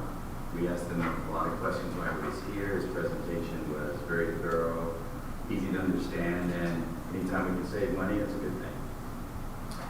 And I contacted a friend of the family who is very knowledgeable of all things insurance, and she actually, it looked to me like she spent about an hour preparing questions. They weren't directed towards the insurance company, they were actually directed towards us. What can we consider this? If we looked at that, it was very impressive, and I greatly appreciate her taking the time to do that. Her name is Crystal Callahan, or was Callahan. But I passed it off to the city manager, and he just passed it sight unseen right off to the insurance agent, and he came right back with all the answers. And I don't, did you share that with the council? In this agenda. Okay, all right, great. Yeah, I was very impressed, and I think that we're going to be very happy with the new company. Are there any other comments? No? All right. This is a big ticket item, so Renee, would you please call the roll? Councilmember Baker? Yes. Councilmember Roberts? Yes. Councilmember Elliott? Yes. Mayor Gaddis? Yes. So, Mr. Reaper, you are authorized to proceed, and good job. Time to get fine. Thank you. All right, up next, item 17, consideration of B23-01 drainage and street improvement project change order number 002 for curb replacement on 22nd Street. Mr. Reaper, you have the floor. Thank you, Mayor. So this would be the second change order proposed by Harbor Contracting, who is the current contractor for our street drainage improvement project. And they took the job of replacing the curbs on 22nd Street. This includes from the west of the bridge all the way to Gulf Boulevard. They used the contract line item pricing from the bid, and this is the change order that is including all the elements of the work. For cost savings, and because the asphalt for 22nd Street was resurfaced in 2020, they proposed removing the 1 foot next to where the curb will be removed, so 1 foot of asphalt into the center of the street to give them room to form up the new curb.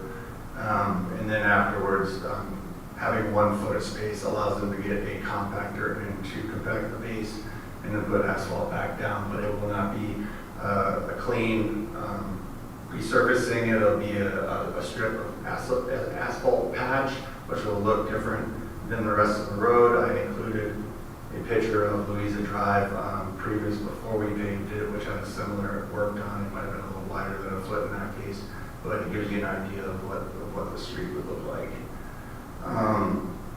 The only items where we look at the change order that were not on the actual bid is the survey, which it would be the surveying for the street. So that was the actual first change order, was the survey layout of every other street that was originally part of the project. So that's what that item is. And then the 1 foot asphalt patch. So since this is something that we did not do in any other part of the project, it is a price that they're giving us that is not contractual. So it was asked what the cost difference would be if we were to resurface the entire 22nd Street asphalt in those areas. And it would be a cost increase of $65,000, 480. So $65,480. So I proposed doing the asphalt patch because of just the fact how new the asphalt was. So I'll leave it at that. That is the information for council consideration. Thank you, Mr. Reefer. Before we discuss this, let's go to the citizens for comments. If you would like to speak on this subject, I kind of assumed you would. Come on up, Mr. Hanson.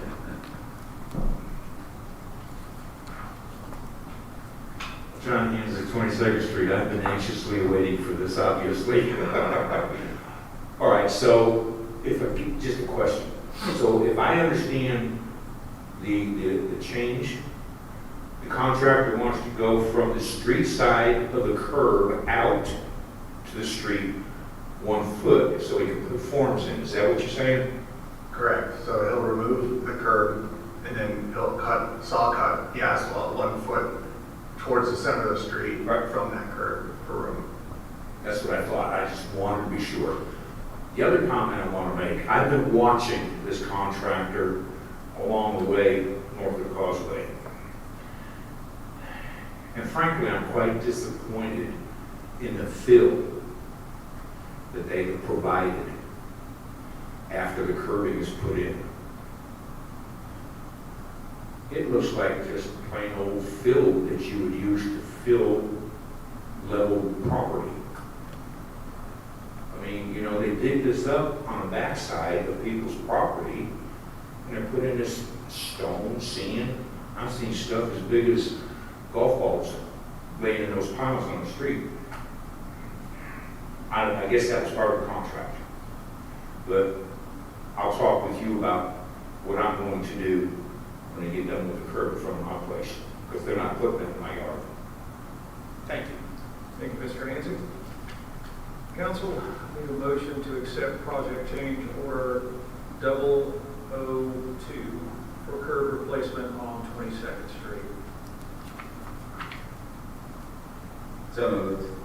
Motion made by Mr. Roberts. Do I have a second? Second. Second by Councilmember Shaw Elliott. Mr. Roberts, you have the floor. Thank you, Mr. Mayor. I know we discussed this in one of the workshops. I do have a couple of questions about the actual invoice that was provided, but I think it's important that we do that based on the current status of those gutters on 22nd Street. And, I think we should go ahead and move forward with that. But I do have a question about, just in my own mind here, Kyle, so the no pay items for the survey layout and the 1 foot asphalt patch. They're not charging us for that? Is that what they're saying? No, that is saying that this is not a contract price. So this is a price that they're proposing based on the job, but it is not tied to the contract that currently exists. Okay, okay. All right. And then the the items above that, if needed items, for example, $30,000 for replacing the pavers, we may or may not use all of that or any of it. I would expect less based on the other streets. Okay. All right. Anything else? Yes, sir. Council? Comments, questions? No? All right, well, in that case, it's, take to a vote. Renee, would you please call the roll? Councilmember Baker, Yes. Councilmember Roberts, Yes. Councilmember Elliott, Yes. Mayor Gaddis. Yes. So it passes unanimously. Mr. Riegler, you are authorized to proceed. Thank you. All right, we are on to number 18, unfinished business. Council, any unfinished business? Yes. At the August council meeting, during council comments, it was put on the record that the city is being credited $48,000 for the past 2 years from the sheriff's department regarding Bel Air Beach overpayment and Bel Air Shores underpaying for the deputy services. By bringing this up under unfinished business, it was also said on the record by a council member during the council comments, we may not have been allocated the true amount fully owed to the city of Bel Air Beach. I went off on that comment, which I do apologize tonight, although there is no mechanism to review any council comments once council comments are concluded by a council member. I do want to say tonight, I do agree with that council member's comment that a true amount to be collected may not have been fully achieved. For reasons I sought repayment solely from the sheriff's department since size of territory for the services was changed 2 years ago. As noted on the record during budget talks, I further noted during that work session at a figure of $100 grand may be what is truly owed to the citizens of Bel Air Beach. While the mayor at the July work session placed me in charge to go after these funds, the mayor also noted that he may have made a mistake in directing a council member to perform such an assignment during the council comments of August. While I somewhat agree with the mayor's position, while the mayor does not have the authority to delegate a council member an assignment, in most cases, I do want to note 2 factors of the mayor's designation of placing me in charge of the recollection of these funds. Under section 2.045 of our charter, the mayor shall conduct meetings under Robert's rules. There are 11 basic rules of duties under the chair under Robert's rules, and one of them is to expedite business. Of course, this does not give the chair the unfettered right of just assigning council members. But if you look at the code, Florida Code Section 166.021B, the governing body of a municipality may expend public funds to attract and retain business enterprises and use of public funds towards the achievement of such economic development goals constitutes a public purpose. The purpose of this chapter, which confers powers and duties of the governing body of a municipality, including any powers not specifically prohibited by law, which can be exercised by the governing body of a municipality, shall be liberally construed in order to effectively carry out the purpose of this section. So I do not believe the mayor acted improperly in placing me in charge of retrieving the funds. Furthermore, as a resident and taxpayer and the one who raised this issue this year and last year during budget talks, I would have pursued this matter regardless if the mayor placed me in charge or not, because it is my right and duty as a citizen to question any part of my government. Now, going back to the July budget meeting, a councilperson before the conclusion of the budget talks brought up the sheriff's costs. He noted that the Bel Air Beach portion was incorrect as we were overpaying and Bel Air Shores was underpaying. And he further noted it doesn't sound like the sheriff's department is going to say we should have paid less money. These are all quotes of the record. I then questioned our attorney in regards to our councilperson's position, and the question to our attorney was, who owes us? Our attorney then noted, if it is the council's desire that he would like to work with the city manager on this to see if any funds could be collected, but clearly noted, any such pursuit would be based on time and money to pursue this and would it be cost effective? The reason I bring this up, no council member made a motion to have our attorney work with the city manager on this. Further noted, it should be that no council member made any objection to the mayor placing me in charge of recollection of the funds. Surely I wasn't going to object since I was thrilled at being given the task. The record will further show that this matter of the budget then was closed. Next day, I asked for the sheriff's contract, and a day and a half later, we were granted the $48,000 credit from the sheriff's department.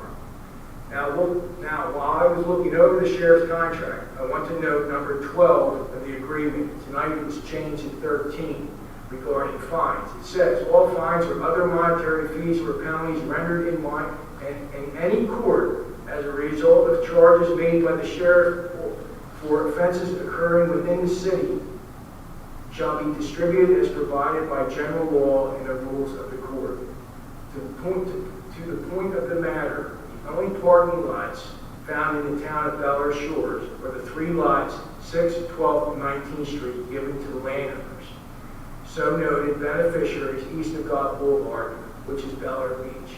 I further want to note, for decades, any fines collected on those beneficiary lots went to the Bel Air Beach, which used those funds for maintenance of the lots. It was only a few years ago Bel Air Shores arbitrarily took away the fines from the residents of Bel Air Beach, which was a valuable resource in maintaining these lots. And to note, there is no provision in the contract that provides a path of fines to be collected by the town of Bel Air Shores. Therefore, I am making a motion because I am in full agreement with the councilman's comments of August that a true figure is still owed to the city of Bel Air Beach. Therefore, my motion is to have our attorney and city manager address going after Bel Air Shores for the past underpayment of the use of the deputy so noted in the sheriff's contract for the years 2020 and 2021, along with reimbursement of any and all fines collected in so noted lots 21, 43, and 66 found under the definition of the tax partial legal description of Bel Air Beach. Do I have a second? That'll be a second. But that was a motion? Motion to go have, motion as in July Okay. is to have the attorney and the city manager go after the true collection of money owed back to the people of Bel Air Beach. Second. You made the motion. Discussion? I already discussed it. Comments? Certainly, a true-up would be appropriate to understand whether the correct amount was collected. So I don't have any objection to going with that. Can you speak into the microphone, please, Councilmember? I think a true-up would be appropriate, rather than, and I don't know whether you want or not, but an explanation of how the amount was calculated would be fine. Is that what the motion is for? Well, my motion is to go after Bel Air Shores because the sheriff clearly said that they were reimbursing us when they did the geographical changes of size. So we did collect $48,000 from the sheriff's department. But for 2020 and 2021, Bel Air Shores did 2 things. They took away our fining of the vehicles unauthorized parking in those lots, and they used excessive deputy services.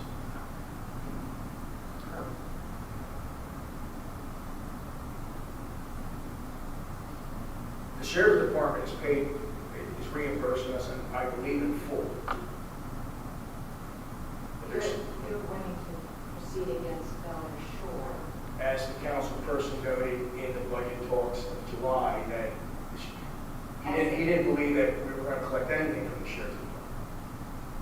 That the truth, and I agree with him wholeheartedly that the other money should be coming from Bel Air Shores because they abused the time a lot for the sheriff or contract.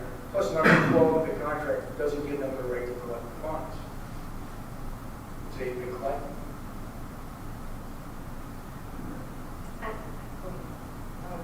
That's right. I just wanted to comment a couple of things. First of all, I believe that Member Banker's heart was in the right place when he proceeded after our workshop to contact the Sheriff's Department.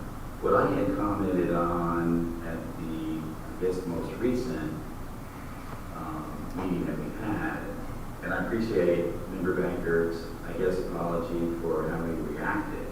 I was just referring to, in the workshop that we had, the minutes showed that at some point after the mayor had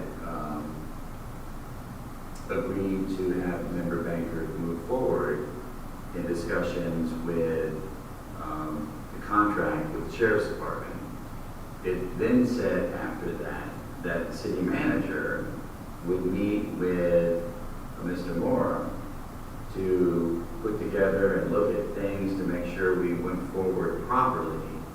And then they would get back with council and let us know what their findings were. So that's the reference I made at that particular meeting, that didn't take place because there was no time for that to occur, because Member Banker had contacted the Sheriff's Department because he wanted to try to help the city. So I believe that. He just did it by doing that. The city didn't have the opportunity for the mayor and Mr. Mora to get together and delve into it deeper to find out what options were available to us so that we might have increased the amount of money we would have gotten back from the Sheriff's Department. That's when I made that statement. But for the record, there was never a motion to go forward to have the city manager and the city attorney to look into this, which would have been needed. Because the city attorney, as noted, and it's on the record, it was the council's desire. Well, it was a workshop, right? It was a workshop, but there was no directive from council to have him go after.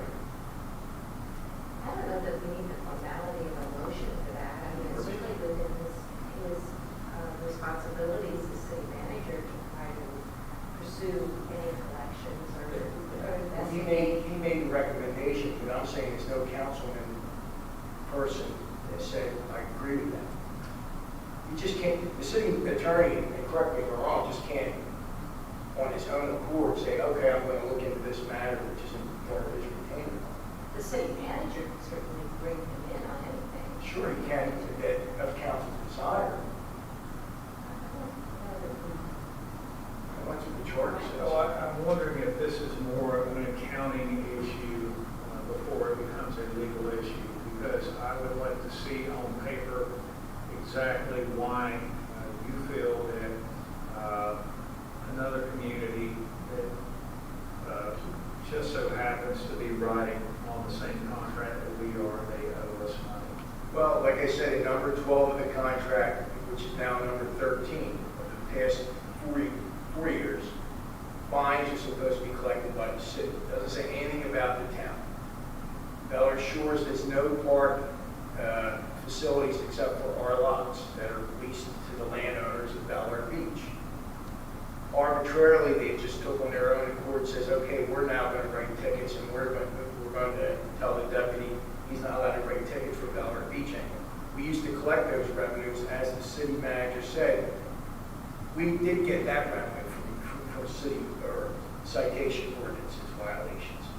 What I'm saying is, for years, there used to be the assumption of 1 hour a day was allocated to Bel Air Shores for deputy enforcement. Ever since they took over writing tickets, it's been well over an hour. It's been 2, maybe 3, 4 hours a day. So I'm saying for 2020 and 2021, they owe us probably about $24,000 a year, like the sheriff said, why they gave us $48,000. Remember, they had no problems sending us a bill for $24,000 for legal expenses. I think we should do the same for them.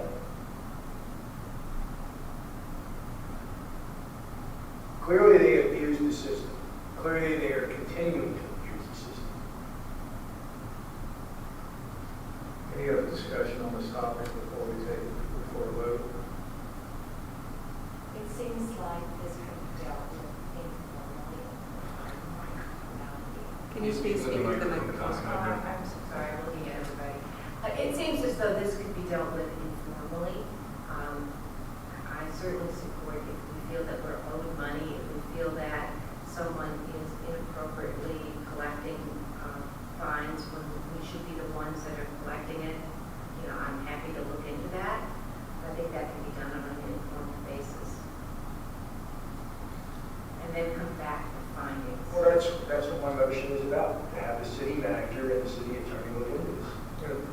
not the way you stated it, though. You said go after. It says, here's my motion.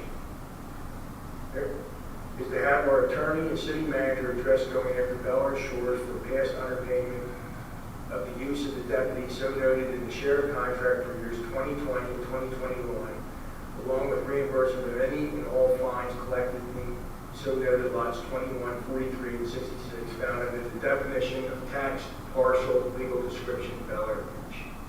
Councilmember, I think my perception of the division in the discussion, it may be semantics, but as phrased, your motion opens with go after, which I think presumes the results, that there's something to pursue, and I think some of the discussion of your other council members, and again, this is your guys' discussion to have, and just it seems like you're talking past each other a little bit.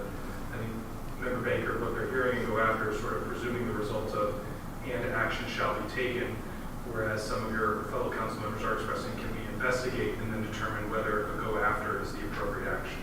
I think that's what I'm hearing different members say, but again, it's your discussion to resolve. I can modify it by saying to address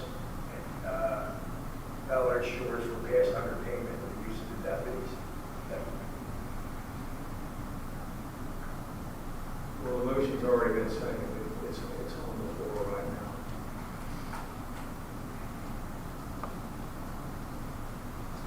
Any other comments, questions? Do we want to vote on this now? Ready to vote? Sure. And just because somebody seconds something doesn't mean they're in favor. I just wanted to discuss it. Yeah, right quick. We'll go to the citizen for comments and then we'll take a vote. Anyone like to speak on this topic? Nope. Citizen comments are now closed. Renee, would you please call the roll?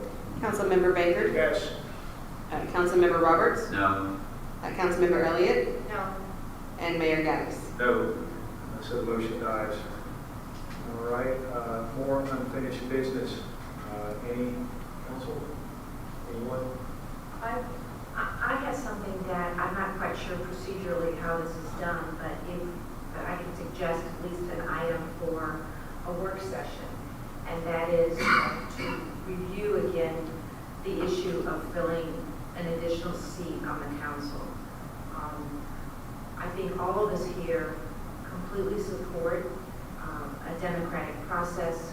We support independence and free thought and everybody having their particular view. But we are in a position that one vote from any of us can defeat a measure. And I'd like that we reconsider rebuilding the council to a 5-member board.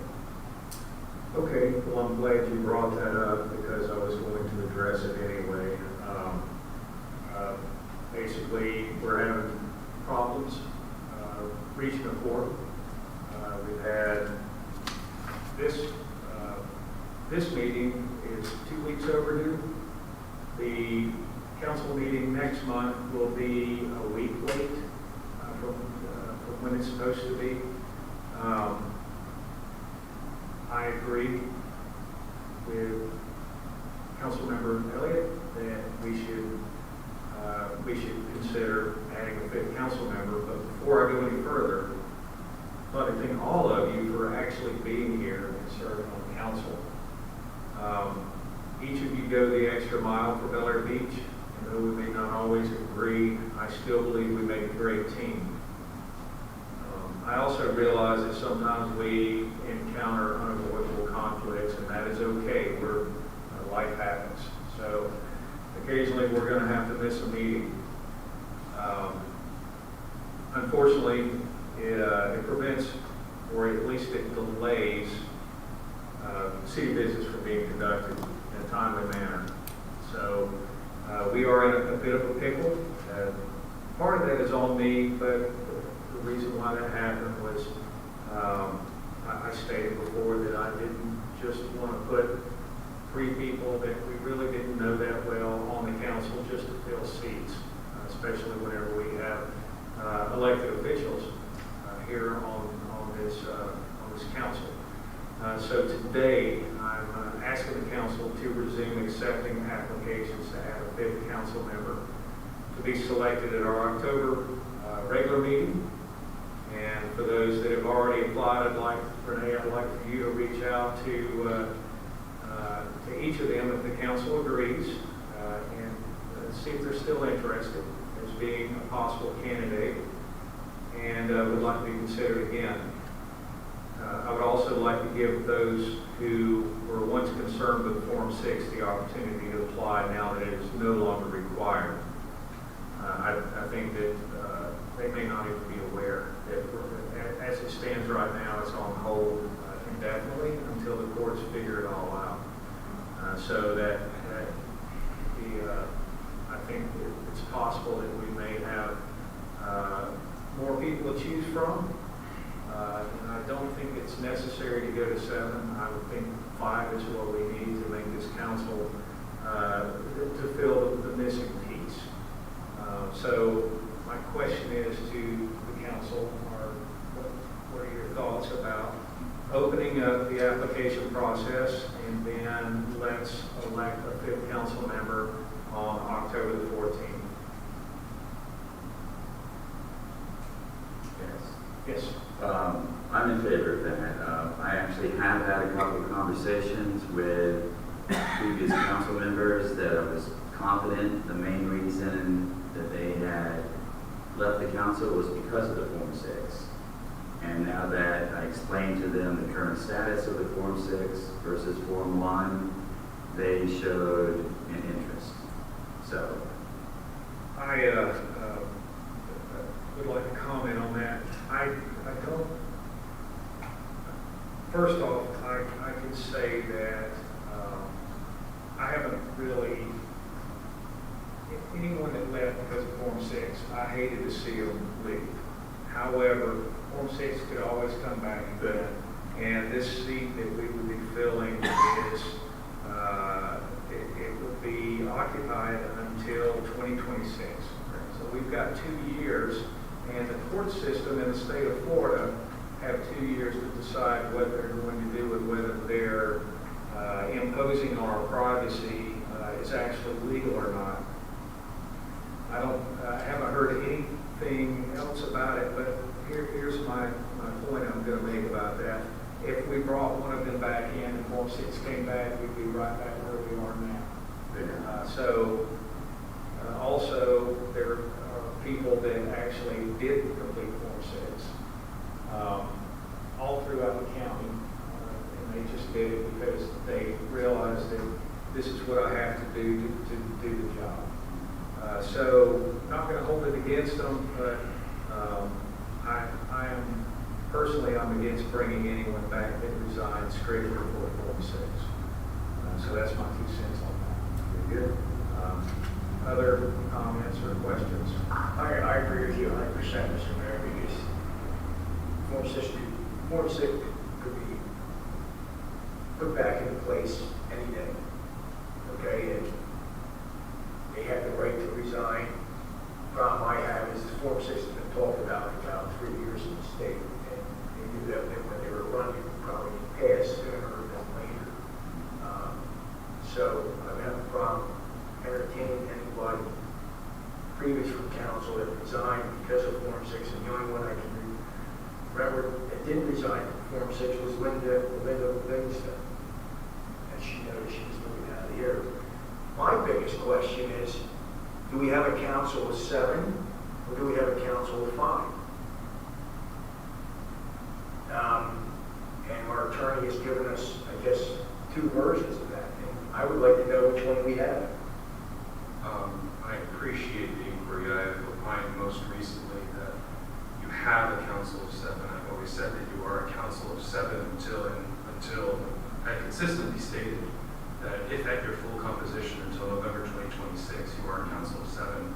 I interpreted the import of other language as it related to references to the council as to whether that meant the council as seated or the council as provided for, and I have determined that the more prudent, I think both are lawful and reasonable interpretations of your charter, but the more prudent approach to mitigate risk, which is my charge, is that that charter provision also should be interpreted in a manner that references the council in its existing form of all available seats.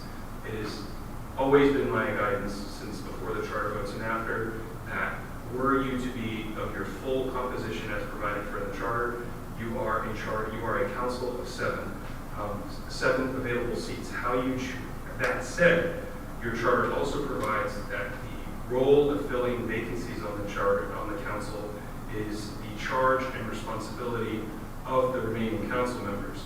And so I wish to defer to your discretion and respect your discretion as provided for in the charter voted on and approved by your residents. And so it is left to you folks on how to fill your vacancies. But there are, in fact, and have at all relevant times since the 3 vacancies arise, been 3 vacancies. My other advice to you as you folks embark on this process is I think that there's a general agreement among all of you that you need to begin filling at least 1 seat. Whether all of you agree, whether it's 1, 2, or 3 is up to you.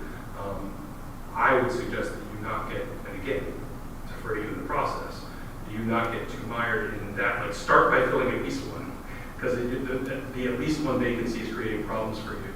I'm not saying don't have the discourse tonight, Member Bankert. I just want to answer your question and make sure that my advice on this is clear.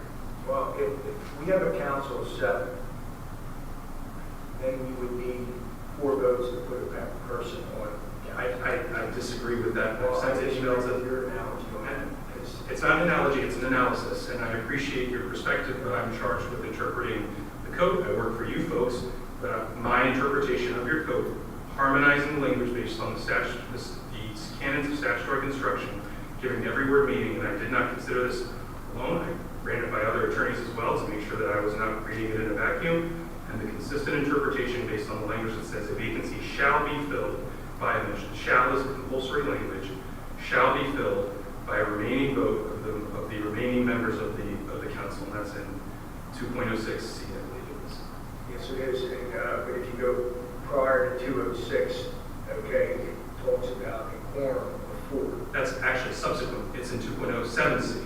And that is to the quorum, and it actually begins with an independent clause that references 2.06C as an exception there too. I understand provisions, we don't need to necessarily agree. I've given my advice, as I joked in the past, I'm a husband and a father, I give advice all the time and have it ignored. That is my interpretation. I leave it to you folks on how you wish to administer it. You are the 4 charged with how you proceed. Thank you, Mr. Moore. I appreciate you at least putting my mind at ease. The one example that you gave me earlier was that had we lost another council member and we were down to 3, according to Mr. Banker, we could never. No, that's not what it says. We could never bring someone else in. I understand that. He did not say that. That's my interpretation of, if you read 2.07C to require a quorum, that would be at least 4 members or a majority of the remaining of the council, and you interpret council 7. That was my interpretation, that it would work, that if you interpret them consistently that way, it could work. That in practicality, Mr. Banker has never once said that, and I'm not attributing that statement to you, sir. That was my interpretation and why you have to harmonize the I language. apologize. What I was saying is C goes into action if council didn't get reduced below 1. I see. All right, well, what's the general consensus here? I would like to bring in 1 council member, not 3. And the main reason why is because the people spoke at the last election, and it was unanimous. I mean, it was nearly unanimous that this city wanted 5 council members. We have the opportunity to give that to them now. I don't believe that we're breaking any laws by doing it, and I also believe that we will be a better council if we go ahead and bring that person in, whoever it is. I understand that we will have to have a majority vote to select someone, but we can hash that out at the time, depending upon the number of candidates we have and qualifications, of course, and then debate. But that's what I'm asking to do, and I would just like to hear your thoughts on opening up the application process again and putting Renee back to work. I absolutely support that. I do want to clarify a few things just so that we know the rules, and that is, one is that we, the remaining members of the council, as I understand, can fill a position, and we can make it one, not all, and that a majority of both of these four is what counts. Then, when 5 are in place, we are still a board of 7. Therefore, the statute is still in place that says that we have to have 4 to have a quorum. So one person can be absent, which I think, thank you for raising that. It's just coordinating people's lives. It's been difficult. We don't want to get in the way of getting business done. So we have to have 4, and then once the board has 5 seats filled, we still need a majority. Still need 4 votes, so if you, in the event you have, for example, should you appoint anybody to fill a vacancy, and you reach 5, no more at that time. Say you're at a vote agree of 5 council members of the 7. If one of you is absent, you can still have a meeting, which is not the case presently.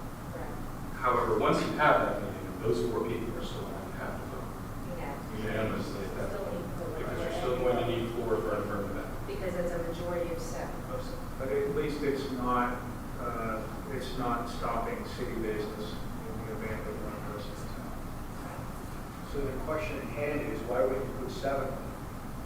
Why would you want to put yourself back in the same situation you are now, somebody's absent?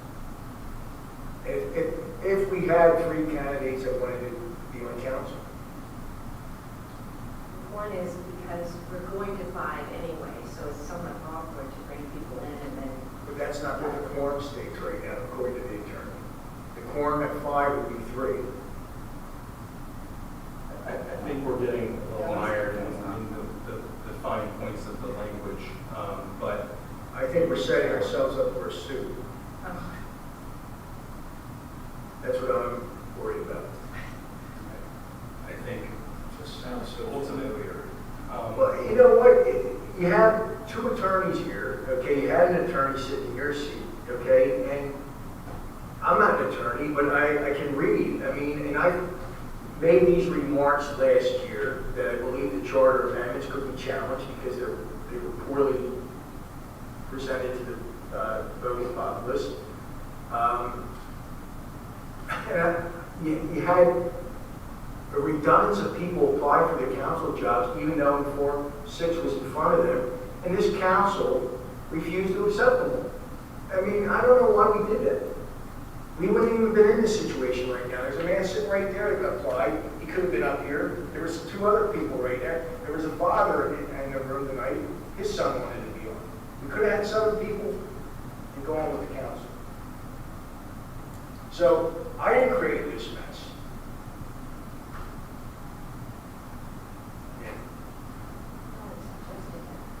Well, do you have any comments?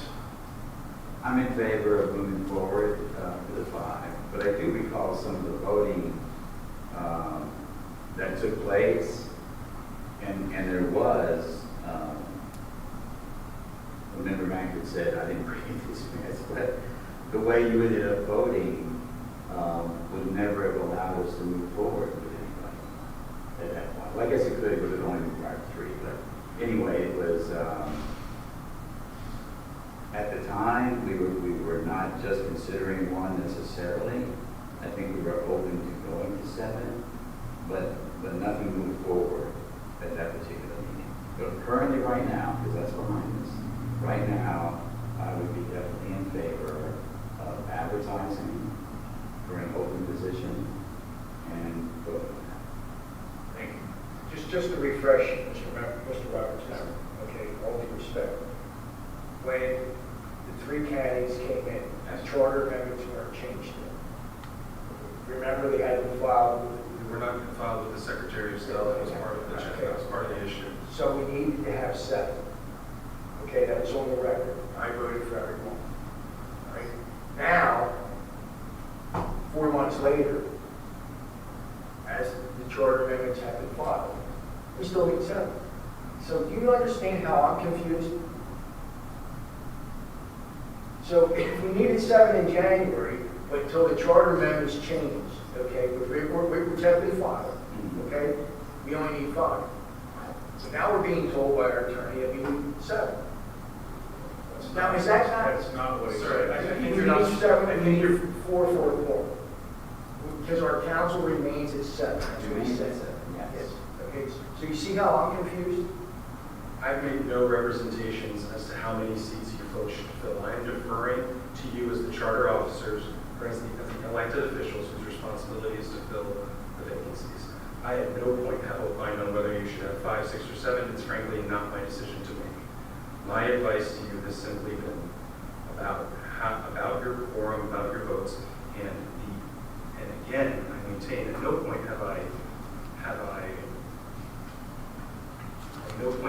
manipulated this process or anything of the sort. I gave an opinion, and true to my duty as a public officer, in service of the public trust, I looked at the job you folks were asking me to do without any accusation, challenge, or attack, and said, I think I can manage my client's risk better. I think this is a better way to interpret this code, and I review this charter, and I advise that. And that is what I did. I work for you folks. If you're not happy with the job I'm doing, let me know. And that's all I have to say about it. Thank you, Mr. Moore. All right. Well, it sounds like I've got 3 people that are on board with moving forward. Renee, would you please advertise to start accepting applications and contact, well, there's one of them right there, but contact the prior candidates and see if they're still interested. And also, if anyone calls, please be fair. If they call and say, I want to apply, and then they have concerns about Form 6, would you please let them know that nothing is permanent. It's not permanently off. It's not permanently on. We don't know what's gonna happen. But if they do have concerns, at least let them know that hey, Form 6 is always a possibility to come back. And what I would like to do is stop taking applications 1 week before the next council meeting, and then send us the applications for review, and then we'll vote on the 14th of October. Thank you very much. All right, any other unfinished business? Yes, Mr. Roberts. I would like to make a motion based on Member Banker's previous motion that failed.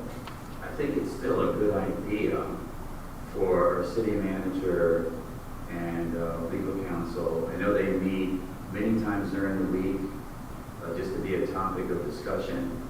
When they do meet regarding any other opportunities that would be available to us to save or get money back regarding the sheriff's contract. The reason I voted against the motion from Member Banker was I thought it was too specific regarding where we were going with it.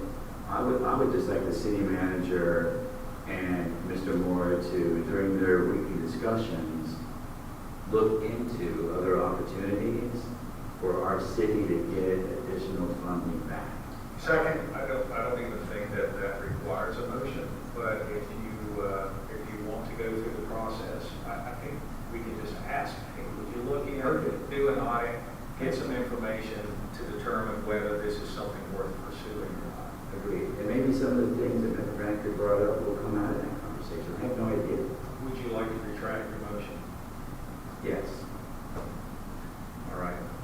So, Mr. Reaper and Mr. Moore, you have a task assigned by the council to just look into things and give us a report based upon Mr. Baker's accusations.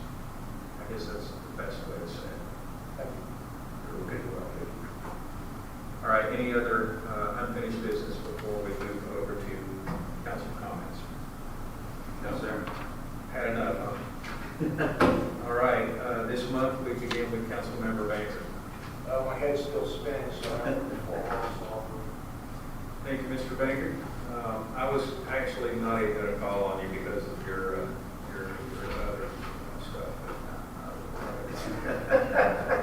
All right, Councilmember Roberts. Yes, Mr. Mayor.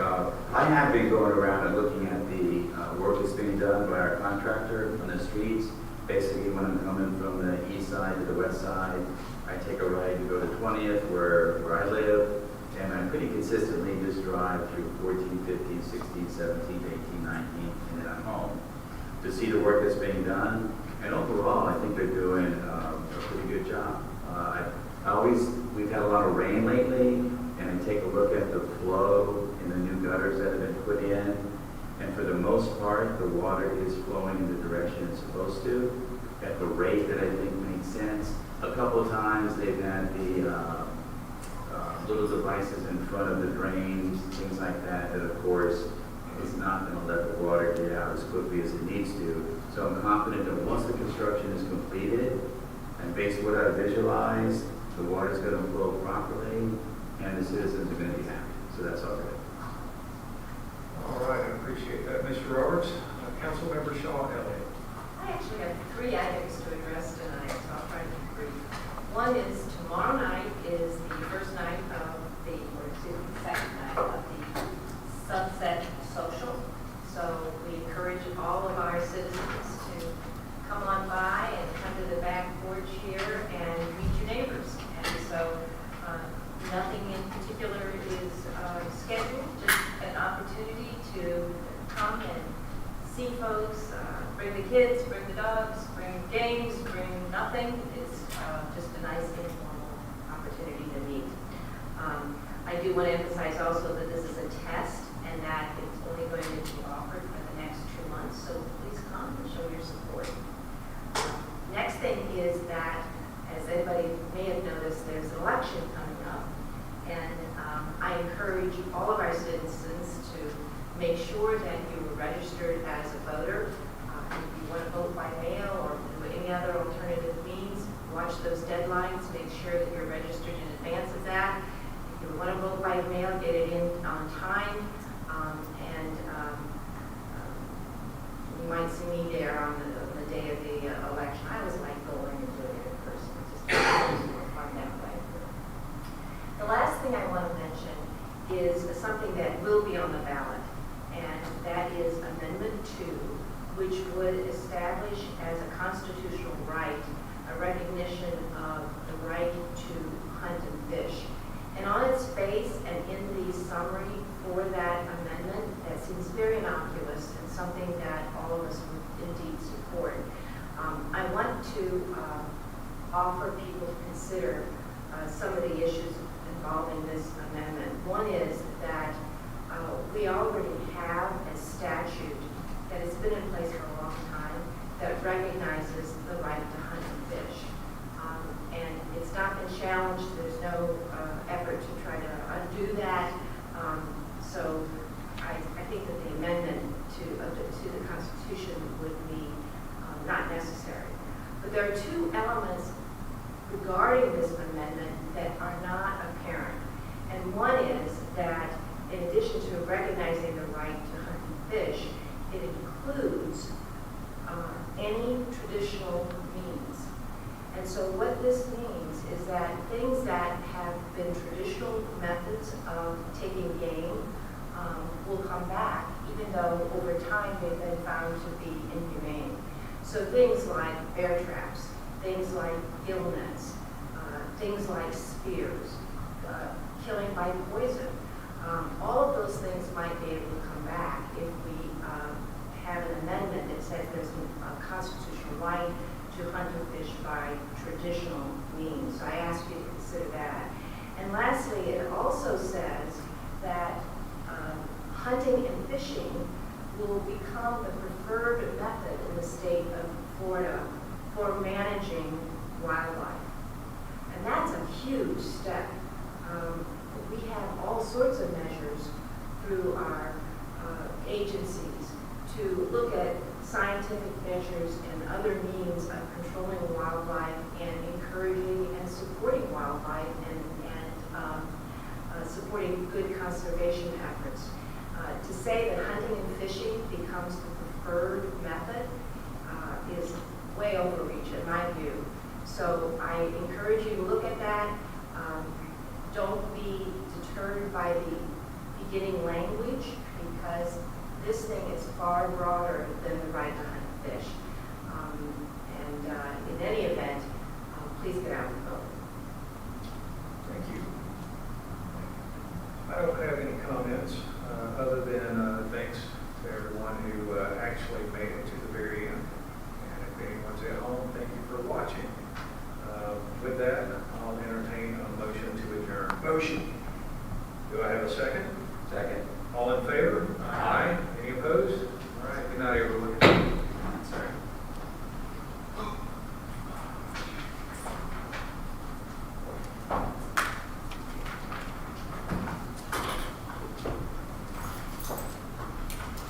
Recording stopped.